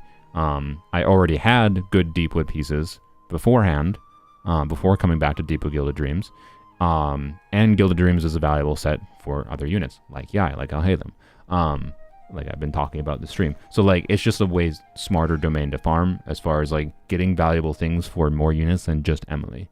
And in the context of Emily in a lot of teams where she is the one that makes sense on Deepwood, it's either you have no Deepwood on the team if you're using Emily on Reverie, and like her damage will still be good with Reverie and no one on Deepwood. But like it's basically the same as Deepwood, essentially, right? So in the context of doing like Arlecchino, Emily, pretend the cat is Emily, and then, you know, Kazuha, Sounds good to me. Bennett, right? Doing this team format of doing a Pyro carry, you know, a Swirler for swirling Pyro, which can also potentially increase your burning damage because it's going to do if he swirls Pyro and triggers burning, it's going to base the burning damage based on his EM, and you normally build Kazuha for EM anyways. And then Bennett for attack buffing, right? And like Emily here, right? In this team, who do you put on Deepwood? Bennett? I mean, you could if you really want to, but it's going to be awkward. You're going to have potential issues with keeping uptime on it. It's going to be worse than AoE. I mean, well, Emily's single target anyways, mostly, but still, right? Like, if you're trying to technically min-max, maybe you do put Bennett on Deepwood, but especially in conjunction with Arlecchino does allow you to swap to, like, use Bennett's skill again to refresh Deepwood. Like, it could be better, but, like, really? You really want to every time you want to use Emily, be like, all right, who's on Deepwood so I can actually get meaningful value out of Reverie? No. It's so annoying. Versus I can just put her on Deepwood and she's freaking good, right? That's why.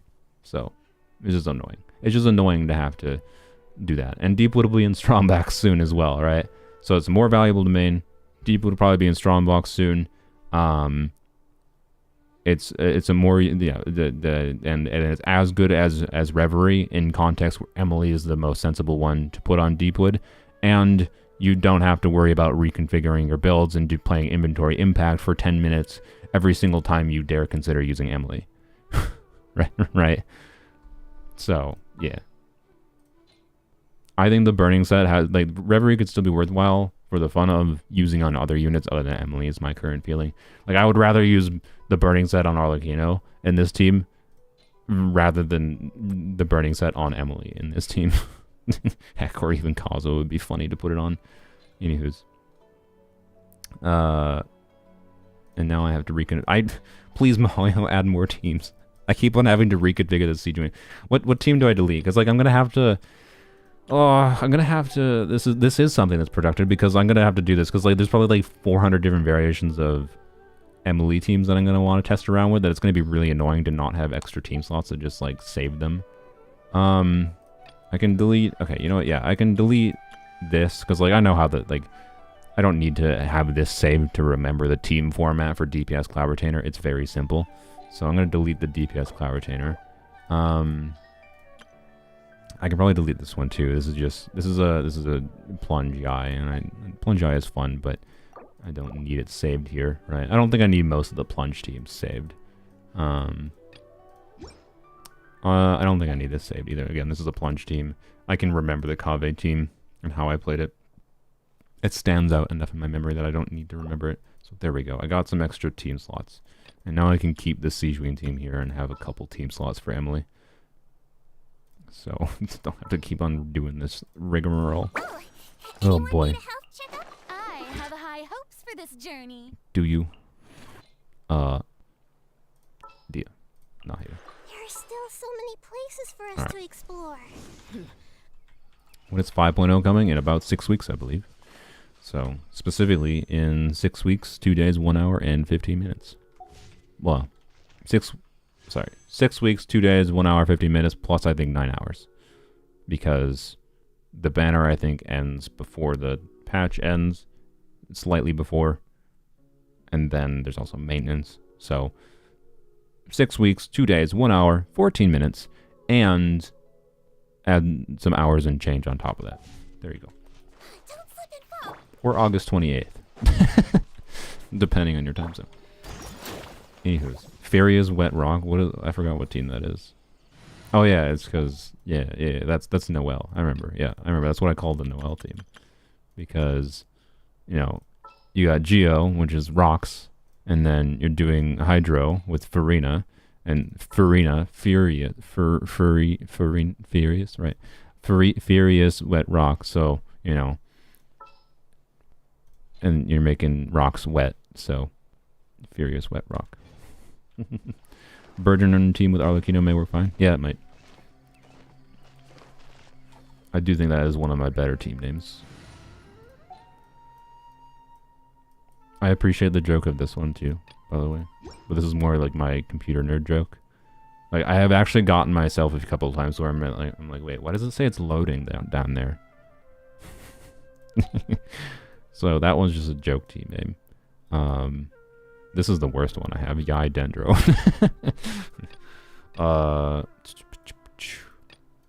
This is the only one that like subscribes to the Jeff naming schemes. Oh, you know what I can delete? I can delete this one. No, I don't need a Nubilet team saved for him. I do like Canduccino. I like this one. I just like the way that sounds, Canduccino, right? Anywho's. Yeah, I think this is definitely the best team name I have on here. And loading is my favorite. But yeah. Anywho's. You're gonna pull for the 5.0 Natlan characters if I think they're interesting. Like, I don't usually pull for characters just because, like, oh, they seem so flashy. Wow. Like, I'm just gonna bet that, like, the Dendro boy is gonna be really flashy. He's gonna be a flashy Dendro on-fielder. He'll have some gimmick that might make him kind of interesting, but if I don't have a way that I can see using him that seems compelling to make a video on, like, using him in a different fashion, then, well, like, I don't know. If I don't have a video idea for him, I don't see the reason to get him. The Hydro Lady, but if they're mechanically interesting enough, right, that I can see paths to using them in interesting ways, then I probably will get them. I did, from what we have seen of the Hydro Lady, I think the Hydro Lady might be mechanically interesting enough for me to get. But we'll see. I'm not going to say anything specific about that because I think it's probably likely that she is indeed intended to be a forward vape unit, but also it's probably possible that that's just a leaker having a bad take on describing her, right? Although that information comes from her weapon, which was pretty specific, and it's from Foul, so it is likely to be true. But anyways, we need the specifics to actually properly judge anything. We need male off-fielders. I agree. Oink. Anywho's, I mean, there is technically some male on. This is productive, right? There is some. I haven't even switched to polearms only yet. I haven't even collected the flower. I haven't done anything I said I was going to do at the start of the stream. I did some things that were productive. Male off-fielders, right? And characters that are male that do some amount of off-field thing, like literally any off-field thing. Baiju does count, right? He does do something off-field. The buffing does not count. I mean, like, he has to do, like, application. They have to do, like, application or damage. Alhaitham genuinely does count. That's why he was, like, potentially more interesting. Like, it's not sustained off-field application, but, like, if you burst in him, then swap, his burst lasts for a good 5 seconds. That can keep quicking up for, like, over 10 seconds. And be a little bit of off-field application. Like, you can generate some Dendro cores with his Dendro off-field, right? So, anywho's, like, it's not true off-field Dendro, but technically it's there. Technically. So on a technicality, yes. But also no. We know why. No. Yeah, man, they just really don't like giving any off-field abilities to any male character. Like, Baiju does. Ayato does. Ayato has a meaningfully useful off-field hydro application that doesn't require normal attacks. Only problem is, I hate you. That is a problem. He also has an 80 cost burst. He refunds energy a little bit, so I think it's technically... What does this actually make his energy functionally? I don't know. This is a really weird passive. If he's not on the field, his energy is less than 40. He will regenerate 2 energy for himself every second. That's really weird. This probably makes him functionally more like a 70-ish cost, is my guess. This is kind of weird to factor. It's an odd passive. But, yeah, it's like the equivalent of 10 to 20 ER kind of thing. I'd say it's equivalent of 70 cost, but yeah, he's a high cost burst. He has a useful burst that can be useful for off-field utility, except for, from what I recall, he generates energy the same way Alhaitham does, so... You basically have to put him on Fav to use him off field. Makes his burst cost like 60. Okay, yeah. But either way, a solo Hydro, and the way he generates energy, it's going to be hard to use him off field, but he technically does. Technically. He has the most off field of any male unit, I think. But he's definitely not intended that way. And it's awkward as heck. Kazuha. Okay, Kazuha is definitely the one that has the most useful and mechanically interesting off-field mechanics in the game for a male character. For sure. I forgot Kazuha was a boy. I'm sorry. Technically, Ushi stays off-field. Technically. So there's a number that have technicalities. You know, Zhongli has a useful off-field ability. I wish Microwave was better than it actually is, but Microwave is fun. It is an off-field ability that is interesting. I would also count him kind of in the technical category. Do you count? I mean, yes, your burst does stay off field a little bit, so yes, sure. Singcho, of course, duh, yep. Kaya. So it seems to be just the older we go, the more actual off field that male characters have. But yeah, there's definitely a lack. Definitely a lack. Anywho's. Oh yeah, Dendro Traveler. Sorry. I mean, look, they're not a male character in my game, so... I did indeed forget about Dendro Traveler. But also, they're barely even a character, not mechanically, but like, as a character, they're not even a character. Dang it. They're not even a character in this game. So... Alright, we'll just let things die. Wait, we don't have Farina going. There we go. Oh, there's still someone up there. Dang it.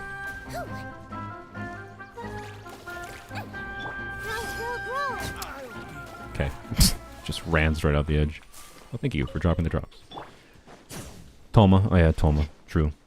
So kind of half of them are off field. Yeah, so the kind of half of the male characters have have off field things, but like most of them don't do actually mechanically relevant off field things. That seems to be the key issue. And also a lot of them are older. So it does seem to be a tendency, at least for recent characters. Anywho's, funky way of using Xin Yan, I love her design. I have seen the one temptation I had to pull Red Horn was actually for Xin Yan. Red Horn's like probably the best generic stats to claim, or to be clear, in general. But, especially since Mara Jose's release. Where is Sinyan? But notably, she, in conjunction with her C6, right? So, you decrease consumption of her charge attacks by 30%, and then they gain an attack bonus equal to 50% of her defense. So, I saw, what I wanted to do was a full def. So, I want to do like a hybrid Sinyan, right? Where you build her for defense. And she has a shield that scales on defense, right? But then her charge attacks would gain defense scaling. Yeah, I'm sorry if I pronounced her name wrong. Whatever. You know the character I'm talking about. And her C6 gives her charge attack defense scaling, Red Horn, Unga Bunga Charge Attack, but like doing Marshalles with defense main stat. Right? That's what I would like to do if I had Red Horn on her. So like she can shield and she can get, you know, meaningful Beyblade damage with the Marshalles build. I don't know. I think that seems compelling. If Red Horn comes back around, when was the last Red Horn banner? Red Horn, Stone Thresher. Let me check. The last banner was... That was a while ago. No, it wasn't a while ago.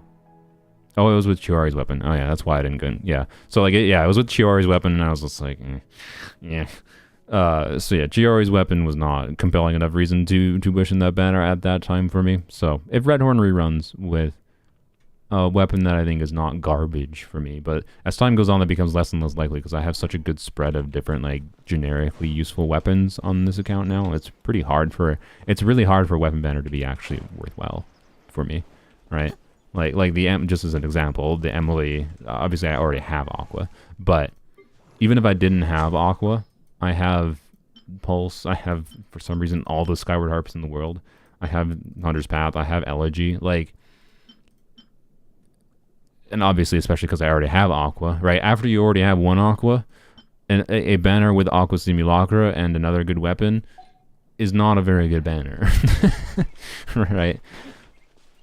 So, anywho's, I would like to do it eventually. That's the main thing stopping me, but I might do a Xinyan video eventually regardless. Because you can do that, right? Like, I could do that build with... Actually, I don't know. Can I do that build with... Like, this weapon wouldn't really do that much extra for her. It wouldn't be useless. It might be just this weapon. Depending on our ER needs, it might be Skyward. Like with Marshalles, you can still do the defense build and whatever with it. But the difference is Marshalles gives the crit rate you need. Red Horn gives you the crit damage, gives you a whack ton of crit damage, and then the defense, right? And then like Red Horn gives so many of the stats you need. Marshalles gives some of the stats you need at a baseline that you just you can do things like defense main stat, and it not be much worse than doing, you know, defense pyro crit, right? Like her personal damage would probably be a little bit less than doing defense pyro crit in that build. But then you're losing the defensive utility. You're losing the shielding, right? Like I don't know. I think it's funny and compelling to do weird hybrid Xinyan. It's the most compelling. It's the thing in my head, the character combination and build combo that I've wanted to do the most for just like the Beyblade shenanigans, right? It's the only one I've actually really wanted to do. But where'd she go? There she is. I don't know. I think this is interesting, right? That's all it is. Well, how much stamina does this consume? I don't know how long she can spin for. I guess we can test that. But normally stamina consumption, right? Stamina consumption of Claymore charge attacks, the spinny Claymore charge attacks. Does every Claymore do that? But yeah, is 40 per second. So a 30% reduction on 40 per second is down. It's quite significant. It's down to 28 per second, right? So that lets her spin to win considerably longer. What's your opinion on Luna? What? Luna who? What? What do you mean? I'm confused. Is there a character named Luna upcoming Genshin that I'm blind? You have Red Horn as an Ito main, so you'll try it. Nice. I hope it goes well. Team-wise, I'd realistically probably... Oh, yeah. She doesn't give herself an infusion, right? So... I think. Don't think she has anything that gives her an infusion. So like you can do physical damage if you want, but I would recommend probably doing C6 better.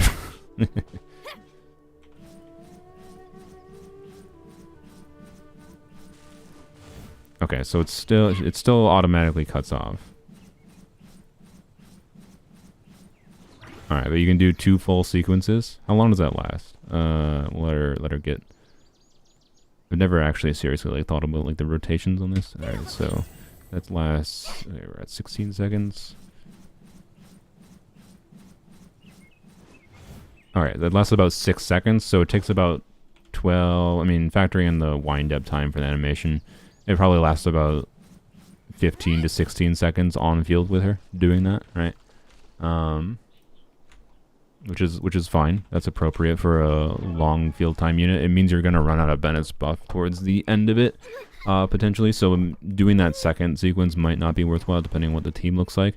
But I don't know. It's probably something like Sinyan, Bennett there for C6, and Bennett buff go. She's still scaling on attack, but she's getting a bonus conversion from defense to attack, right?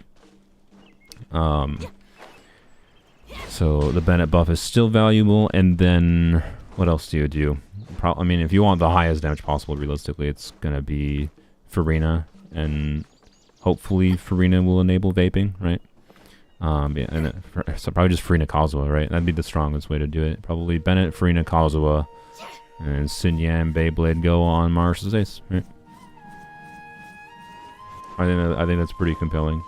Luna is a K-pop group. Oh, I'm sorry, I don't listen to K-pop.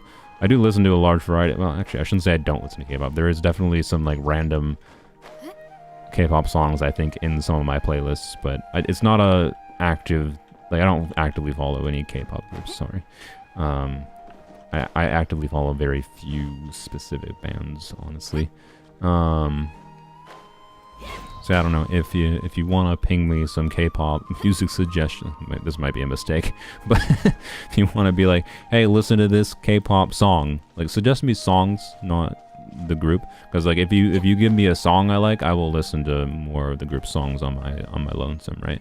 So like suggest to me songs on my Discord server if you feel like there's a media sharing channel on my Discord server. You can ping me, and I will try, if I have time, I'll try to give a listen to whatever songs. Just got C1 season with not even 20 pulls and 0 pity. She really is a 4-star unit? I disagree. She's a 5-star unit, specifically in conjunction with Farina. Belay, I think you're underutilizing the potential for her buff. She does meaningful things, right? Like, let's just... it's time to test Yae things. We're not doing what I said I was going to do originally in the stream. I think I've given up on that. Why did I just get all the way to the right? Also, why didn't I just go left? Let's go test Yae. All right, let's see. Amuse me. Here, let's show what. Let's show what. Oops. Sijuin and Yae do, right? So just like as an example, let's do. Do we bring in Dinder to the mix? No, let's just keep it simple for now. We'll just deploy this. All right. So no resonance, anything going on here, so we don't have like Hydra resonance, so a little bit lower buff than is potentially possible, but just at a baseline, right? To establish the value of this this buff. Especially with C1. Like this is in the context of the fact that you said you got C1. What do I want to lose my sanity against? I could just let's just go to the Dorito. I think it's easier. Pulled for rehorn every time it's run. Still no red horn. Yep. I mean, weapon banner's pain. This is like, if you really want a specific 5-star weapon, right? You gotta save enough to guarantee it, right? So the save amount to save is about 180 wishes, and like it'd be like technically that's not quite enough to guarantee, but my idea would be like if you're saving 180 wishes for a weapon banner, hopefully during the banner run you would at least be able to get the extra wishes in the worst case scenario. But also because of the higher chance for earlies on weapon banner, it's relatively unlikely you have to go much past 180. You have to get quite unlikely to go past 180. And like and the average is lower than 180, right? But anywho's, let's see. So non-buff, right? 12k. Let's not kill it.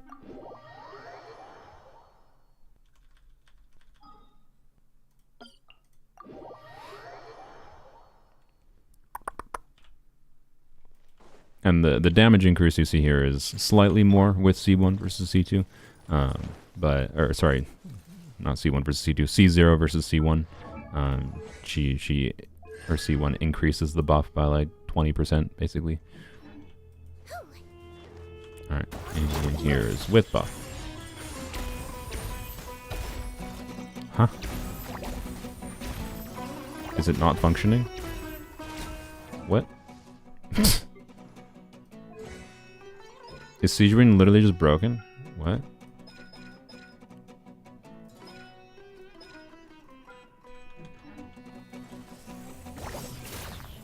Huh?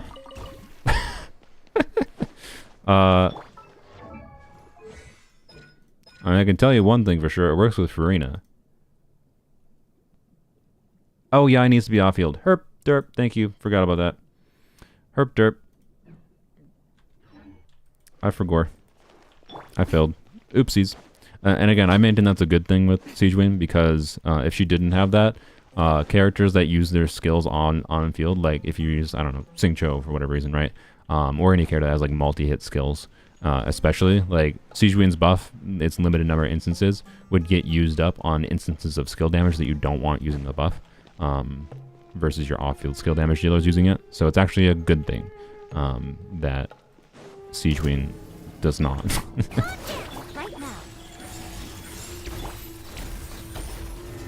You not be resistant? There we go. 17k, right? So what is that? It's like a 6,000 damage increase, right? That's a 50 with the baseline there. That's a 50% damage increase for Yae's damage instances, and that's for at C0 that'd be 10 instances of damage to get the buff. At C1 you can get 18 instances of skill damage buffing, right? Now, it's not going to be a 50% damage increase when you factor in the other buffs that Yae gets in a full team, like Aggravate, right? Because it's always just going to be that flat, like 6k additional. But when you factor that into the entire team's DPS, and then factor in like that Farina is a very good skill damage dealer and can be configured to do a lot of damage. Like what I underestimated with Siegewin is how valuable it is to a team's damage contribution to be able to configure Farina for double Hydra. Like I was so used to thinking about Farina in the context of as a solo Hydra unit that like I was like, yeah, when you buff Farina's skill damage, sure, it's good. But I forgot to factor in that Farina can do a lot more damage with double Hydro too, right? So like the double Hydro team core of Farina and Siegewin is really strong. And can give you a lot of flexibility to do different teams around that core, right? So, I don't know. I like, it's not like she's doing the most insane thing in the world.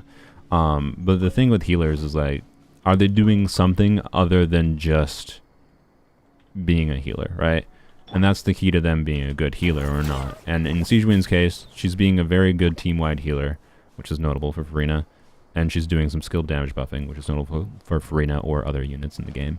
That is a lot more than just healing. Now, the downside, of course, is she doesn't do as much Hydra application, and again, that's like meant because she's very much tied to Farina. I hate how much they designed her to be tied to Farina. Essentially, she can be used without Farina, but she has specific value with Farina. So, anywho's, yeah, I wish I had the first anniversary glider or the KFC glider.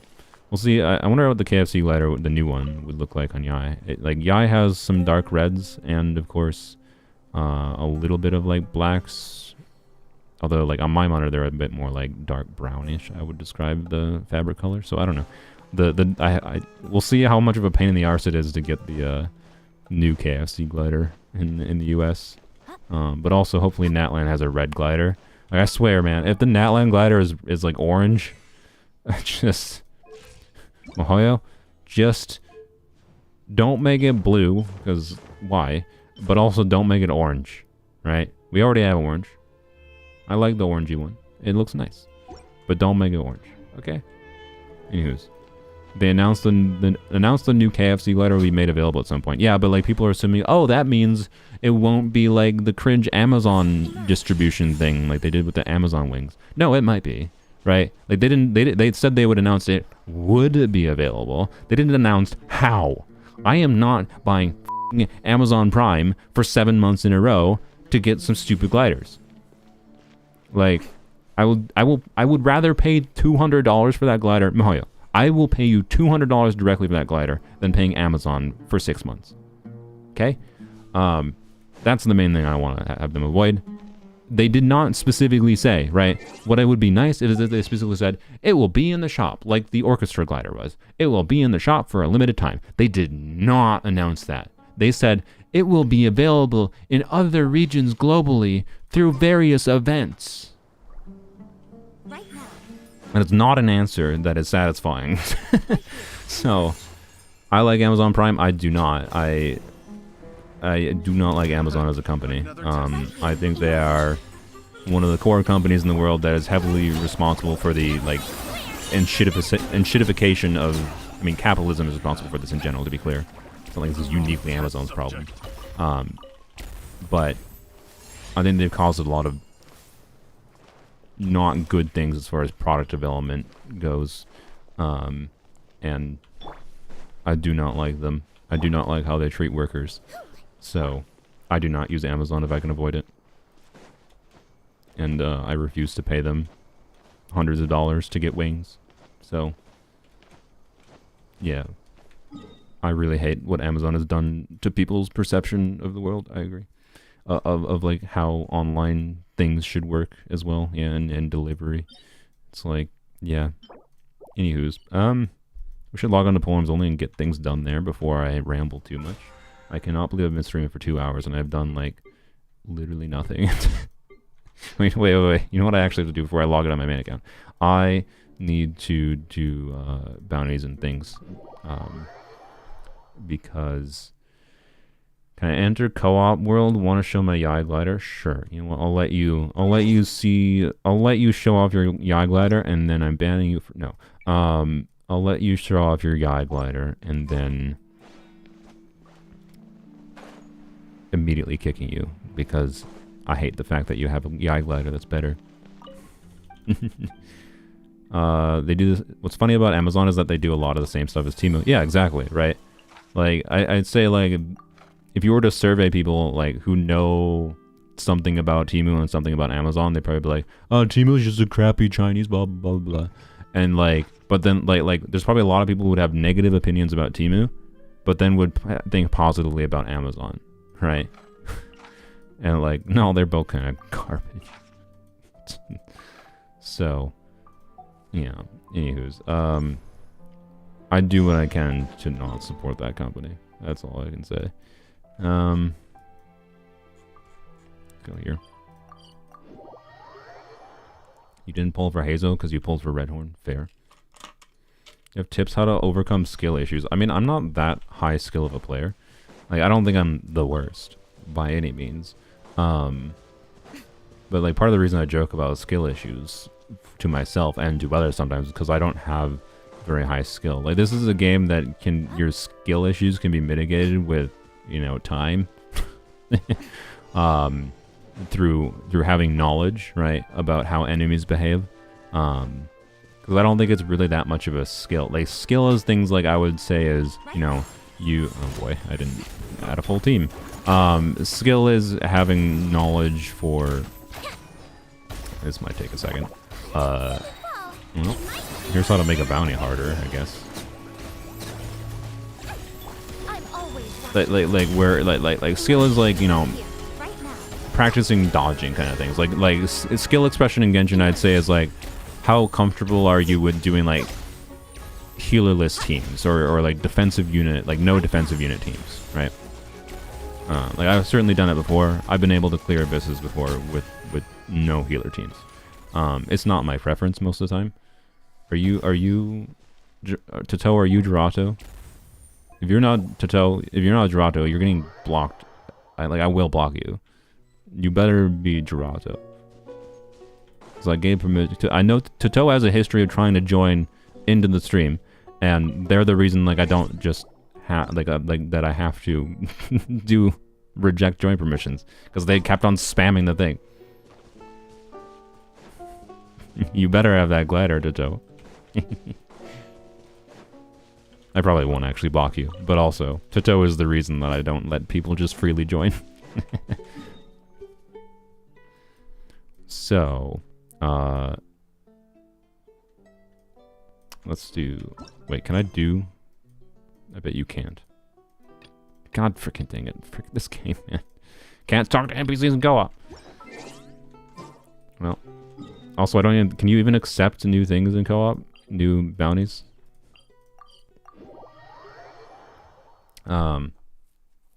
Skill is that guy who 36 starred Abyss at AR 25. What? What Abyss was that? What Abyss cycle did they do that on? Yeah, I don't know. That's I never heard about that. But anyways, so yeah, I don't know. Like a lot of like things that I think might be perceived as skill. You are Gerato. Oh, nice. Okay, good to know. Then you get permission. So where's the glider? Where's the glider to tow?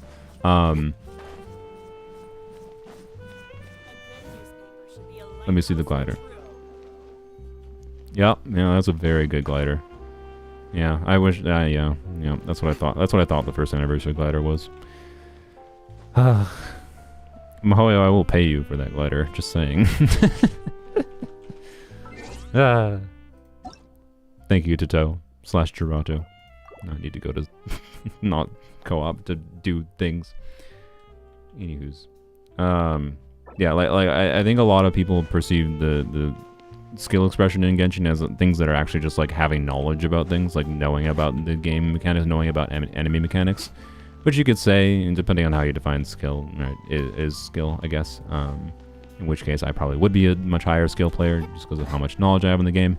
But I think skill is more just, you know, your ability to like time your character's abilities in the right way, like with lining up of your other character's application. Like I think there's actually a lot of skill expression in this game potentially, but it's very, very hard with all the different things going on to like properly account for all those different things without using one team. Like skill expression happens in this game when you're using one team a lot, right? Where you just over time your skill of like figuring out how to use a team grows over time. But any skill issues or knowledge issues you have, even like there's this weird like triangle relationship between like knowledge, skill, and then like investment in this game, wherein investment can include like money investment potentially, but investment just being like, you know, how good your build is, how long you have farmed to get a really good build on your characters, because the higher damage you get, right, like anytime you get, if you reach the damage threshold of being able to clear, you know, an Abyss chamber, right, you reach the DPS threshold for doing X amount of damage in X amount of time to get the full rewards. Well, then any further additional damage threshold you get past that, right, any further damage past the amount required to clear is damage that just gives you more flexibility, right?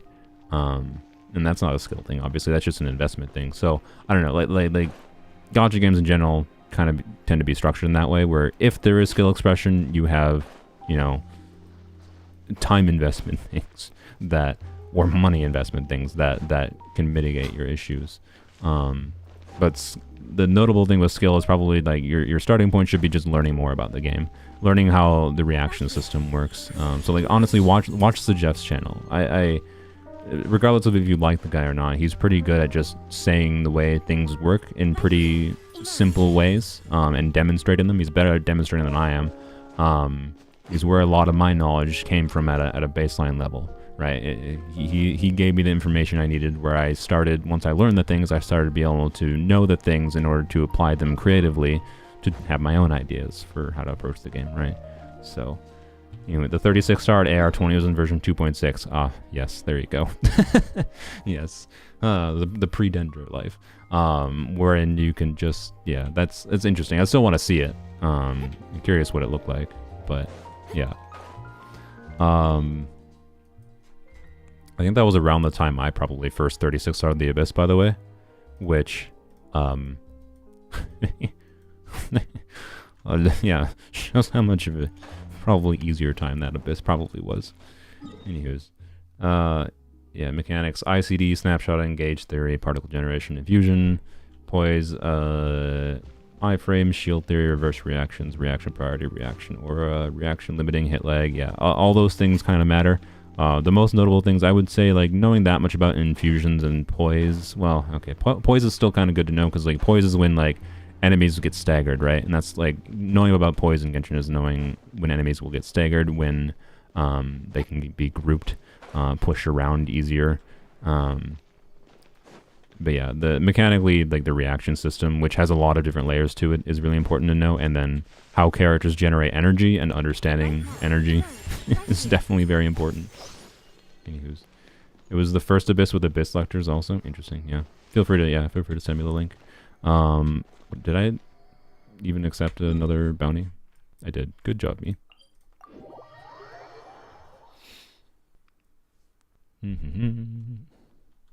Let's... Yeah, that is definitely impressive. Like, I don't think I would have been able to do it, but... So Jeff starting a new spreadsheet for calculations every time it triggers me. Yeah. I mean, I blame... Like, the reason people have tended towards doing that, if you're trying to optimize the game, is because, like, Mihoyo doesn't want to offer... Like, man, the training mode in ZZZ. Why does that not exist in Genshin, man? Like... I have high hopes for this journey.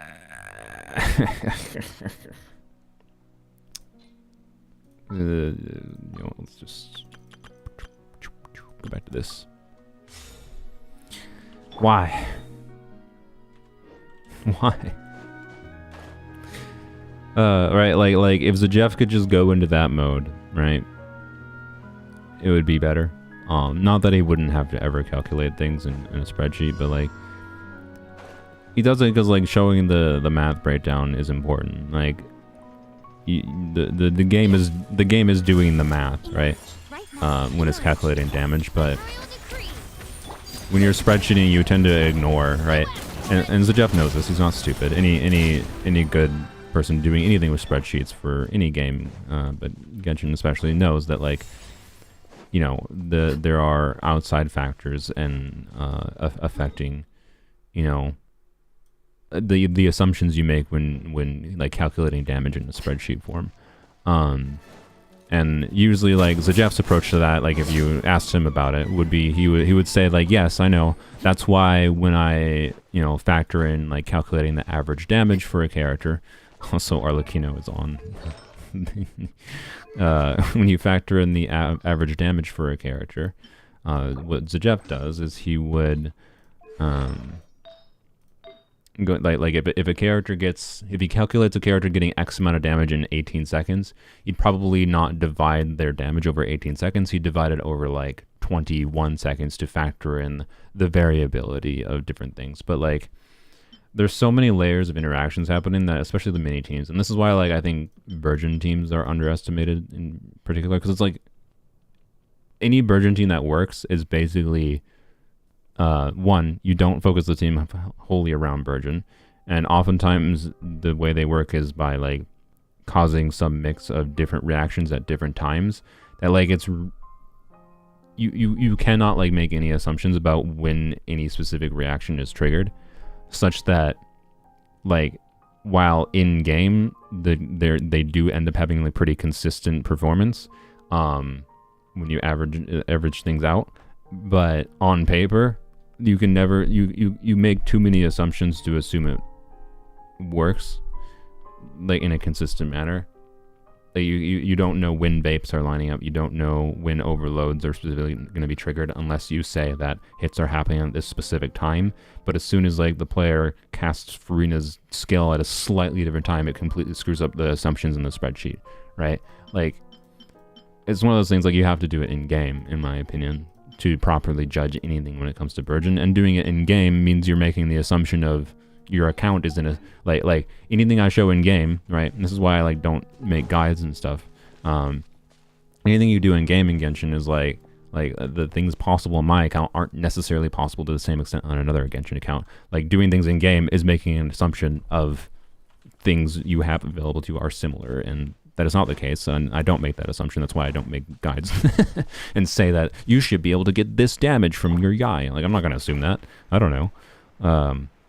So, anyways, like, Virgin's a good reaction. There are no characters use it well. I've used it well all the time. I don't know what to tell you other than, like, it's a reaction you don't focus the full team around, because you want to be able to utilize the burning reaction to do something else in conjunction with it. Like, right? Like I'm doing this.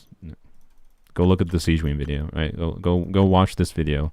This team is not, when I use this team in the Siege Wing video, it was not configured around the Burgeon reaction. But it is configured around taking advantage of the baseline. Oh, you're doing Dendro and Pyro together. That means burning. That usually happens. And then, okay, we're going to have some Burgeons, but we're also going to have some burning. We're going to have, that enables Farina and or Siegewing to get some vaporizes in conjunction with also getting some Burgeon damage. Like, it's an additional layer of damage that this team deals. And you can also go check out the live stream where I tested Dia on like a full EM instructors build. Like, where Dia had, like, 1,000 EM after buffs going, and she can, and that can be like that's a Burgeon Dia build, right? And that team, that version of the team versus the carry Dia, like I used in the Siege Wing video, performed slightly worse, but very similar. And like, it wasn't that different. It was just, again, a different way of the team dealing damage. And like that's what it is. Like, I don't think Burgeon is ever something you should fully configure a team around. But if you utilize it to do different things, it can be very useful. Go look at like my vaporized Kokomi video that I did literally a year ago before Farina released. I used Kokomi on Marshall's Hunters using Burgeon as self-damage. And like, it worked. It worked consistently to make sure Kokomi had her stacks up, right? And it's doing more than just, yeah, you get the point. So, Fear and Love, €99. Thank you. You said nothing with it. You just gave me money. I appreciate that. Money and a blank statement. Anywho's. What was I doing? I have no idea. Oh yeah, I was doing bounties. Did I just start wandering after doing bounties? I don't know. A donation train for me? I mean, if you want. I don't like pressuring people for donations. I should probably try to... I really need to do at least something that's like... whatever like the text to voice, text to speech things are. I just, for some reason, it never pops into my head to like take the time to go and get those tools installed. Like, when last time I looked into it, they were tools that were overpriced for what they were doing. Like things that cost a subscription, and required adding an add-on to OBS. And like, I'm like, no, let me just have a separate program where I give you my chat URL. And then you analyze, like there's no reason, like I got really annoyed to the point, like, I'm not going to pay any freaking stupid subscription service trying to scam streamers. Sorry. That's what I basically think of these companies. They're vastly overcharging the service for what they actually do for streamers. I could not find a program, right, that was just a program I install. I give it a URL, and then it outputs a voice, and it has some options for like customizing the voice. It's so awful. Instead, it was just like all things that were bundled into these other streaming software packages with subscription costs, and like just absolutely, it's an absolute cesspool. Anything related to things that could be useful tools for streamers, and I immediately reached the conclusion. I was like, no, something like a voice-to-speech thing should be something that's probably not that hard for me to make myself. It would probably take a lot longer and take a meaningful amount of time to make myself, but I'd rather make it myself. I just haven't motivated myself to do it, and anytime I research it again, I get annoyed, and now it's just forever in the backlog of... I'll do it eventually, probably. Should do it soon, though. Anywho's. Safe to say all C0 are 5 stars? What are you talking about? Oh, which characters are 5 stars without remembering? I don't know. Man, you could give me a character in this game, and I can tell you what their kit does at a baseline. I'm not saying I have in-depth nuance about like every single specific detail of character kit, but I could tell you what they do at a baseline. So like, I can tell you whether a character is a 4-star, this is a 5-star without a problem. I just know. Yeah, in game it'd be like whether they show up as a orange or purple background, right? ultimately the difference kit-wise between 4 stars and 5 stars, the only is that like they have slightly different scalings in their ascension passives and tend to be designed differently, right? But there's nothing mechanically that's functionally different versus 4 stars and 5 stars. It's just that because they're harder to get, they tend to make 5 stars better. Oh yes, Aloy is weird special event character, so she's purple if I recall. Or no, she's not purple. She's, what is she? She's got like a pinkish whatever color. Love your streams. Thanks for your company. Thanks Domx Toe. I can't say your name. I'm sorry. Domx Toe. There you go. I need to do. Yeah. Okay. Hello. You need some flowers, do you? Someone who does good quality of life, but not as a constellation, should have been her kid at C0. I agree. I absolutely agree. It changes how much it changes how she feels to play too much, is what I would basically describe it as. And like, if they wanted to make a 20% damage upgrade constellation, then just give her C1 in her base kit, and then make her damage in her base kit 20% lower, and then C1 makes her damage 20% higher by just increasing her multipliers or whatever, right? That would have been the correct thing to do design-wise for Hu Tao C1.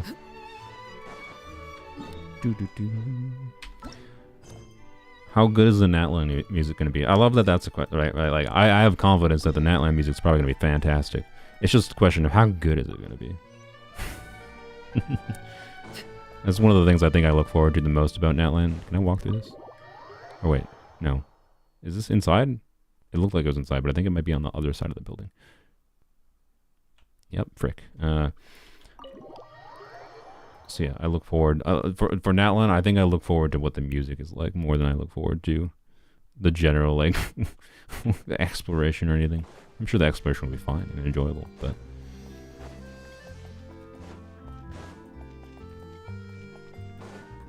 keep skipping Archons because of other characters. Dang, I don't know if I could do that. The Archons tend to be like one of the like own like okay. The Archon this year is probably like the character to look forward to. Although I wasn't playing when Raiden released. I started playing a few months after Raiden released. Raiden was for a long time a character for me that I'd say was not very Archon. did not fulfill that, whoa, this character is absolutely worth pulling aspect. But, you know, Dendra redeemed her, and then Hybrid Raiden redeemed her. So, you know. You do Vape Nilu at C0, because I have a guarantee I'm 52 pity. I will... My 2 videos I'm hoping to have next weekend, I think. Well, I might have an extra video in the middle of the week. I might have a meme video in the middle of the week, because... in 4.8, there's a feature to turn off the UI completely. And I think it's not just like in photo mode. I think it just turns off the UI completely. So I think I want to do a video just like playing Genshin without a UI. So I might do that as a bonus video next week in the middle of the week. But my weekend videos, I will probably do a Vape Nilu video. So I never made that before. And then I'll hopefully have an account fixing video next week. Hopefully. I haven't reached out to anyone yet though, and I really should. I've looked through my responses because I think I know what I want the format for the next one to be. It's going to be a little bit of a simpler one. And I'm going to slightly change the format of challenging myself to do it slightly differently. Because it's intentionally, I'm not going to spoil it, but it's intentionally meant to be a simpler one. It's still relevant because like a lot of people that this account video will be about, like their account would be at a similar investment level where it would hopefully apply to them. One more. Challenge yourself to be productive. I have failed. I set my goal for this stream to finish this quest over here to make this area look nicer, and to also get some flowers for Emily, which wasn't particularly urgent, but I was like, that's my goal, and then immediately just found better things to do. Got Yae and 4. I still have to test Yae and 4-piece Guild of Dreams properly here. We'll do it in a second. Oh god. We'll do it in a second after I do polearms only. I have to at least be that productive. I have to, in 3 hours, at least finish... at least finish dailies on 2 accounts. Oh, God. I wouldn't call my productivity mission this stream a success, but I haven't done nothing. My goals changed, okay? What do you think the most fun Arlecchino team is? I don't know. The Arlecchino is really, really versatile. I think the most interesting Arlecchino teams are Virgin Arlecchino teams, but I don't think most people will find those the most fun. Although Emily might change that. Might. Just because of the burning damage resistance. But like Arlecchino is... because she can't get any outside healing. Virgin Arlecchino puts too much onus on needing to brace with her consistently. And she just is too fragile, I'd say, with Virgin, even though they're very interesting. So they had the potential to be her most fun teams for me. But in practice weren't ideal.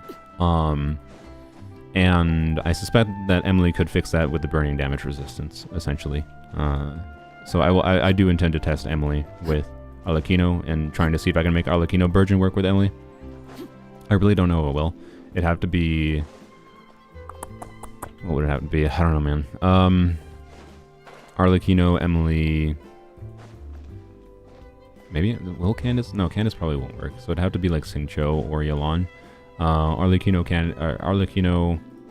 like if Arlecchino, Bennett, Emily, Xingqiu, Yelan works to get consistent enough versions that like it is something valuable. And Arlecchino can vape with some amount of consistency. I think that's really compelling. And use Marshall Hunters because like burning self-damage and Virgin self-damage would mean Marshall can be used, right? That's a very compelling, and I think could be her most fun team.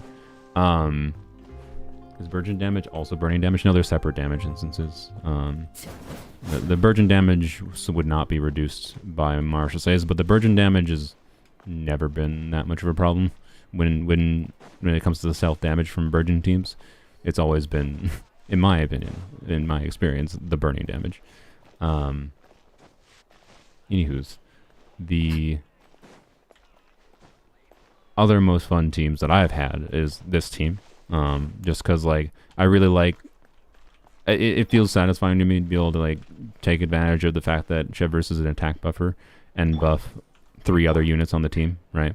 Like, so, like, Chevrolet is giving a total attack buff to the team that is similar to, like, the total attack that Bennett gives, but Bennett gives the buff. Like, Bennett in this team would only give the buff to an on-fielder, right?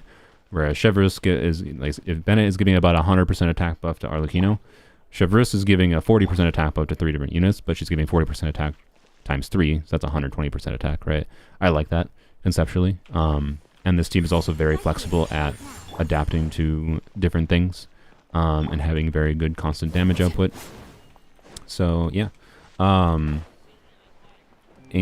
then the Arlecchino, Bennett, Kazuha, Candace team, just because of the Arlecchino Candace synergy I really like, is my favorite, but that's kind of my favorite teams with her that I have fun with for various different reasons. But I think she's versatile enough in different team formats where you can conceive of Pyro being usable in that it's kind of just up to you to play around with her in different teams, but depending on what characters you have and other characters you like using, and find something you like. Can you replace Fischl for Raiden? Yes, you could. But Raiden... So, like, I have done dual DPS, Arlecchino and Raiden, like, on polearms only, with Chevrolet's teams. Notably with, like, Raiden on her hybrid build. So, Raiden is getting some decent off-field overload damage, but for most people, like, Raiden is not going to do meaningful off-field damage in this team. And losing Fischl's damage is going to be a significant DPS downgrade. And Raiden can have some on-field damage, but like you gotta kind of figure out the balance of, like, you would spend a little bit less field time with Arlecchino, but since Arlecchino's damage is front-loaded anyways, it's not like cutting Arlecchino's damage, like, field time in half is not cutting her damage contribution in half, right?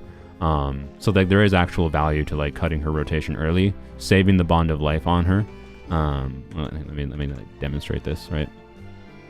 There is value to it, so you can do it. it's something I think that is very fun about Arlecchino, and it's one of those things that shows her versatility, right? With how they made her kit. So let me go. I don't really actually. I might die against them. Yeah, fine. You know what? Let's just go to the Abyss. Overload damage is its own instance of damage that is based on EM and the character's level. We pull for others' accounts when Emily comes out. I don't normally do viewer summons. They're really annoying to like coordinate and set up and whatnot. It's a lot of back and forth communication. But maybe. No promises though. I'll have to consider it more like the week before Emily's banner. And my Raiden is on Hyper Raiden here, to be clear. A traditional Raiden should work here as well. There's no particular reason it wouldn't. So yeah, let's do something like this. Right here. Emerge. Hands where I can see 'em. Drop your weapon. So do something like this. And then, you know, end early. Die through. There we go. I mean, this actually is a point where I should switch back. I probably should have on-field. Oh, that was. Probably should have kept Arlecchino on field for a little bit longer, right? So it's like a figure out the right balance kind of thing, right? But this is one of those things that works decently well because Chevreuse notably doesn't really punish. Like you don't have to have like a 20-second rotation specifically, right?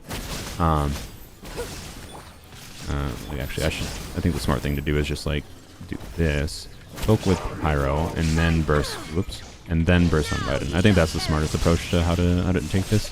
So let's see if I can do that right. Let's see if I can balance this right. I just keep Arlecchino on field long enough to kill the Doritos, and then any bond of life, like notably one interesting thing with her, right, is if you do this, any bond of life you have left over will give her some bonus damage potentially for the next rotation, right? So like that's the whole thing, right? Like that's that whole idea of yes, if you could have your field time with Arlecchino, which is obviously lowering your Arlecchino's damage contribution to the team, but you could do that in favor of spending more field time on someone else. And you know, like having your Arlecchino's field time is not having your Arlecchino's damage contribution, which I think is really interesting. Right now. Emerge. You asked for it. Final warning. The ideal situation here is obviously killing all three of these at the same time. So that really wasn't ideal. Azuma shines eternal.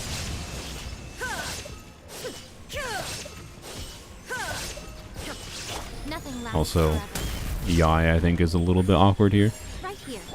Because Yae is someone you need to spend a little bit of field time in, right? The reason it works really well with Fischl is because, again, you can do the whole dynamic I'm talking about with shortening Arlecchino's field time and like redoing Yae's turrets, right?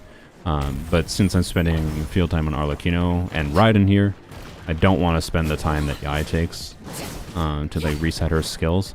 So I think Yae is kind of not the ideal here. So it would probably make more sense to keep Fischl in this team and then remove Yae in favor of Raiden. This would probably feel better. Maybe I should warp over there. Right now. Emerge. You asked for it. Why did that one get pushed away?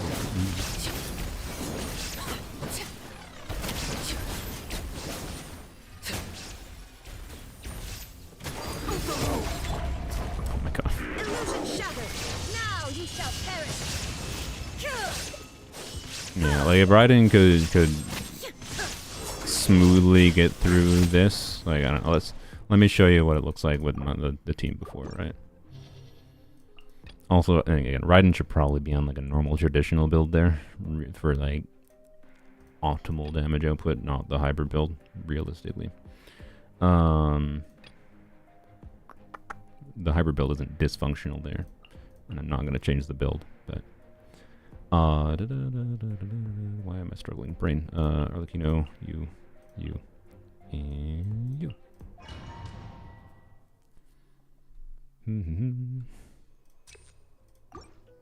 seen a C3 Arlecchino with crap artifacts that deletes everything. Yeah, I mean, when you have higher and that's the main thing. Like I that people don't like the notable thing. Like yeah, a C3 Arlecchino with crap artifacts can delete everything, but a C0 Arlecchino with really good artifacts can very much compete with that C3 Arlecchino with crap artifacts, right? Like that's what a lot of people I think with high constellations or getting a bunch of constellations on 5 stars end up doing is they just end up farming less for their character because there's less actual need to farm.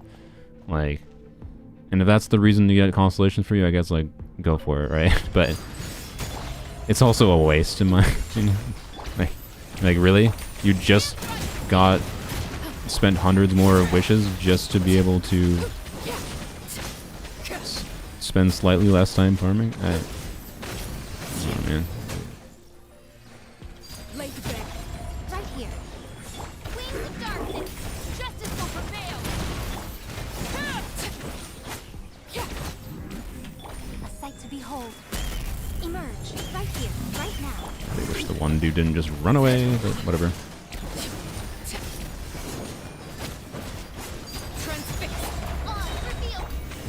Okay, I got screwed by that grouping there.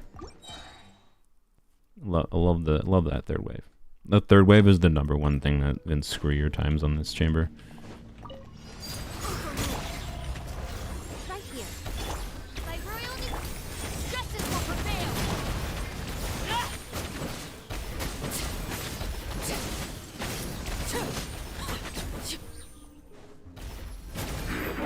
I'm Let's do always this time. Emerge. Right here. Right now. Midnight Fantasy. You asked for it. Final. Transfixed. Did they mean to attack that one? Whatever.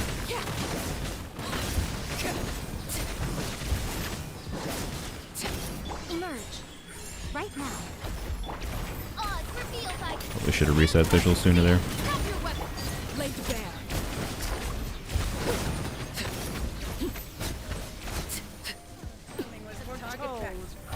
Let's do this. Right here. Right now. Emerge. I have cleared this chamber with this team in about this time before, by the way, so I want to acknowledge I think I played this poorly. More poorly.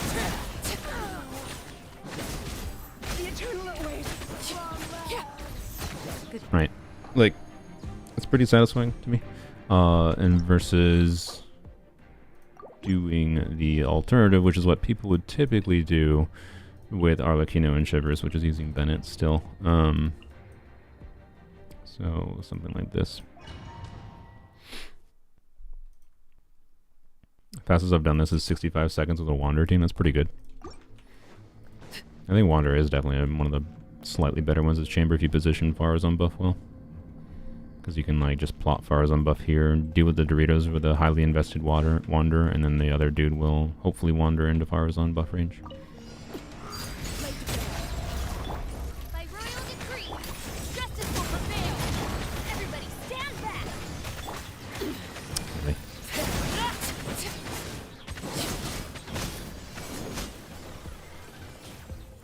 Of course.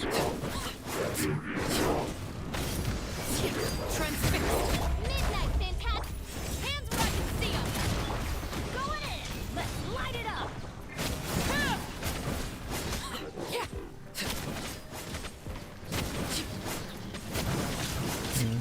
Just stay in the circle, which is good. Odds revealed by justice will prevail. Final warning. So that I absorb. You die. Well, see, this is that thing would have died without me having to go switch to attack it, because Yae's random target would have probably killed it, right? Raise a star. Oasis. As you wish, me. You asked for it. Where do you think you're going? Stand back. Oh my god. Ugh. The eternal are here. As you can see, though, the time was worse. Like, I don't think I played terribly there until that point. I know I could have bursted on Arlecchino to heal up there, but I didn't want to lose my 100% bond of life. So, or 200% bond of life, I think. But you get the point. Like that, the struggle here is most not like that this team isn't strong. And this team you could potentially be stronger than the other team. is that you lose convenience things like the fact that I had to waste a little bit of time attacking the second dude that probably would have died with a random target from Yae. I had to, and then like Bennett is not good obviously at adapting and do wave spawning. I get the Bennett buff here, but I do not get Bennett buff over here versus, you know, Yae just constantly dealing damage, right? So I really like this team as, that was just dumb. I like this team as with Yae instead of Bennett. It flows really well and like satisfyingly me. Makes use out of like Arlecchino's flexibility with being able to allow you to swap out. This team with Bennett just, I don't know. Like anytime you're using Arlecchino with Bennett, she mostly just feels like a typical on-field unit, and I think that's less fun. I still like her with Bennett and Candace. Or I like Bennett with Arlecchino, right? With Candace, because I really like the Bennett, I really like the Candace Arlecchino combo. That team can still be awkward because Bennett things mostly, but you know, I don't know. This team with the Eye adjusts to new wave spawning, and gives Arlecchino instances of being able to cut her rotation early to do things like Yae's burst as needed, as I desire it. Has benefits with that random targeting. Gets a lot of value, and of course Fischl instead of Raiden. But yeah, if you're going to do Raiden in this team, Raiden with Arlecchino, and you want to actually burst on Raiden and Arlecchino, you probably still want Fischl instead of Yae, is probably my conclusion. Behold, the princess endeavor My preferred version is still, I think, the Yae Fischl variant. Well, since you asked so nicely. It's a good mix of doing damage to different enemies, getting value from Chevre's attack buff, and of course I have C2 Yae, right? Like, so it's a little bit better because of C2 Yae. Not insanely so. I don't know. I like it. Use. We haven't gone on poems only yet. I should really do that. 2 hours, 50 minutes in the stream. Haven't done dailies in the second account. Barely did dailies in this account. I don't even need to teleport. I might jump back here before the stream's done, to be able to test Yae on Gilded Dreams a bit more. Yeah, and Yae on Gilded Dreams notably might be a bit worse in this team actually. I don't know. It might not be. I'll just see. I think it's probably better actually still in this team. Anywho's, 1 second here. Let me show you an eclipse. Bam. That's a turtle. Oh, never mind. I lied. Turtle instead. I just clicked the wrong one. Is Arlecchino's Bond of Life or attack more valuable? I mean, attack is a stat you put on like equipments. The Bond of Life is just like, the more Bond of Life Arlecchino has, the more damage, like the higher damage she will deal. So like that's, you're not ever trading Bond of Life for attack, right? Like there's never a situation where you're doing that. Her Bond of Life gimmick is just more of a, like you can have value to carrying over Bond of Life to the next rotation, kind of thing is what I was talking about there. It doesn't really have anything to do with attack. She still really likes attack. So also one notable thing is like an Arlecchino that's not using Bennett, the difference between a Pyro Goblet, like Arlecchino's already relatively viable with a Pyro Goblet, or sorry, with an attack goblet, but Arlecchino without Bennett with an attack goblet, like the gap is less, right? So like attack goblet becomes, it was already viable, but it becomes even more viable when you're not using Arlecchino and Bennett together, like in a team like that, which I think is a cool thing.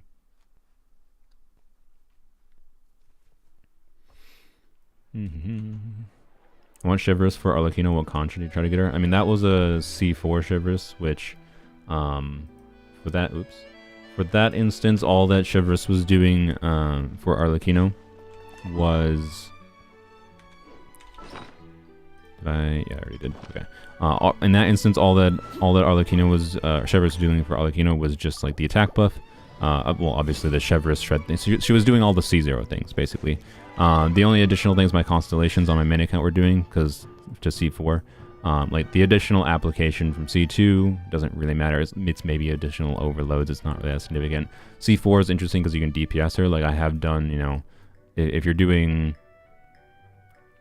You can do Chevreuse instead of spending extra field time on Yae or Raiden or whatever, you can spend extra field time on Chevreuse potentially, right? And have her on a DPS build instead of there's just the supported build that I had her on my main account there, and that does function, right? So something like this, which is fun in my opinion with C4, but not something that you have to do, and it's not necessarily better, especially because in that team, right, I was trying to maximize her attack buff, which is why I wanted a supported build versus a 20k HP build is only getting a 20% attack buff, right? So, you know, but yeah, it basically is only C1. C1 was giving a little bit of energy to Arlecchino there, which is not technically irrelevant, but if you didn't notice, I wasn't really trying to use my burst with any consistency, so basically, for my main account there, the difference between a C0 and a C4 Arlecchino was essentially nothing for how I used Arlecchino there. Sometimes, you know, the constellations of Chevreuse, earliest constellations, can be relevant or fun to varying degrees, but none of them are really necessary. C6, of course, would give a meaningful amount of damage bonus to Arlecchino, which can be good, but C0 Chevreuse is very, very good, is all my point is. The things I just did there were all C0 Chevreuse things, essentially.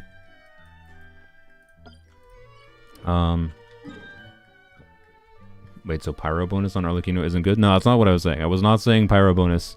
The Hybrid Raiden build is pretty similar between my main account and Polearms only. EM, crit damage with something like this. I have a little bit more crit damage, a little bit less EM on my main account. ER is about 200 in both of them. Yeah, I wasn't saying Pyro Goblet is worse. I was saying Attack Goblet is already viable on Arlecchino. The relative difference between an Attack Goblet and a Pyro Goblet goes down when you don't have a bunch of attack from Bennett, right? Like attack's value goes up relative to the value of having more damage bonus. I think Pyro Goblet is still going to be better, even in like the Chevreuse team. Although interesting, I don't know. With Chevreuse C6, is Attack Goblet better? I don't. With Bennett, right? Without Bennett, right? So in a context like this, with Chevreuse C, I guess we can test it. Well, no, I can't really properly test this because, well, no, the crit shouldn't matter. I don't think the crit should matter. I have an Attack Goblet on my Arlecchino already in Polearms only, because when I have tested it before, it was basically exactly the same, with this Pyro Goblet versus this Attack Goblet. So I think it's still slightly worse from what I recall. So I could test this, but I'm pretty sure I'd actually already tested this. That's why I just remember it from memory. And these two goblets aren't exactly comparable, obviously, but the damage I think was very slightly higher on this Pyro Goblet, but again, it has more crit damage. This is more crit rate loaded. So the average damage I believe was slightly higher with this goblet, but the damage I saw between these two goblets was almost exactly the same in conjunction with Chevreuse. So, you know, it's just like you want to balance your stats, right? So if you have a bunch of damage bonus, like from C6 Chevreuse and Arlecchino having a passive that gives her damage, she gets 40% damage bonus for free, right? Like that's a goblet's worth of damage bonus. Like having free damage bonus means there's less need to have damage bonus on your main stat. She's already viable on attack percent goblet. And if you're not using Bennett, she's even more viable on attack percent goblet. I'm not saying you should do it. I'm not saying it's the 100% optimal thing to do, but you should definitely consider trying an attack percent goblet. Like having more options for different goblets for a character is really good because, you know, not everyone is going to have a 40 CV Pyro Goblet. But if you're comparing equal, like close to equal Pyro attack goblet, Pyro is usually going to win still, but attack can be more viable than you expect. How long have you been grinding artifacts? I mean, if you're asking, like, Polearms only has definitely spent more resin in artifacts than my main account has, because my main account levels up a lot more characters than Polearms only does. Like, there's not much to do with my resin. Like, that's why I'm farming this right now. Like, I don't even need to spend any resin farming like Emily's talent materials anymore. I'm already done pre-farming for that, for double crowning and level 8ing her talent. I guess I could farm more for like crowning Arlecchino's skill, or like crowning. I could crown useless abilities on Polearms only if I wanted to, but it's not even worth the crowns. I should save the crowns, right? Also, I might need my freaking resources for leveling up useless characters to even challenge freaking theater. Anywho's. Yeah, so like, if you're talking technically, you know, I farmed artifacts for like since really butthole since I have reached AR 45 on both of these. I have farmed 5-star pieces since reaching AR 45, which is doesn't take that long. So like most of the age of my account as far as absolute time goes, but the actual measurement of course is how much resin has been spent, and I don't know exactly. I think last year the most interesting statistic that I got last year from Polearms only,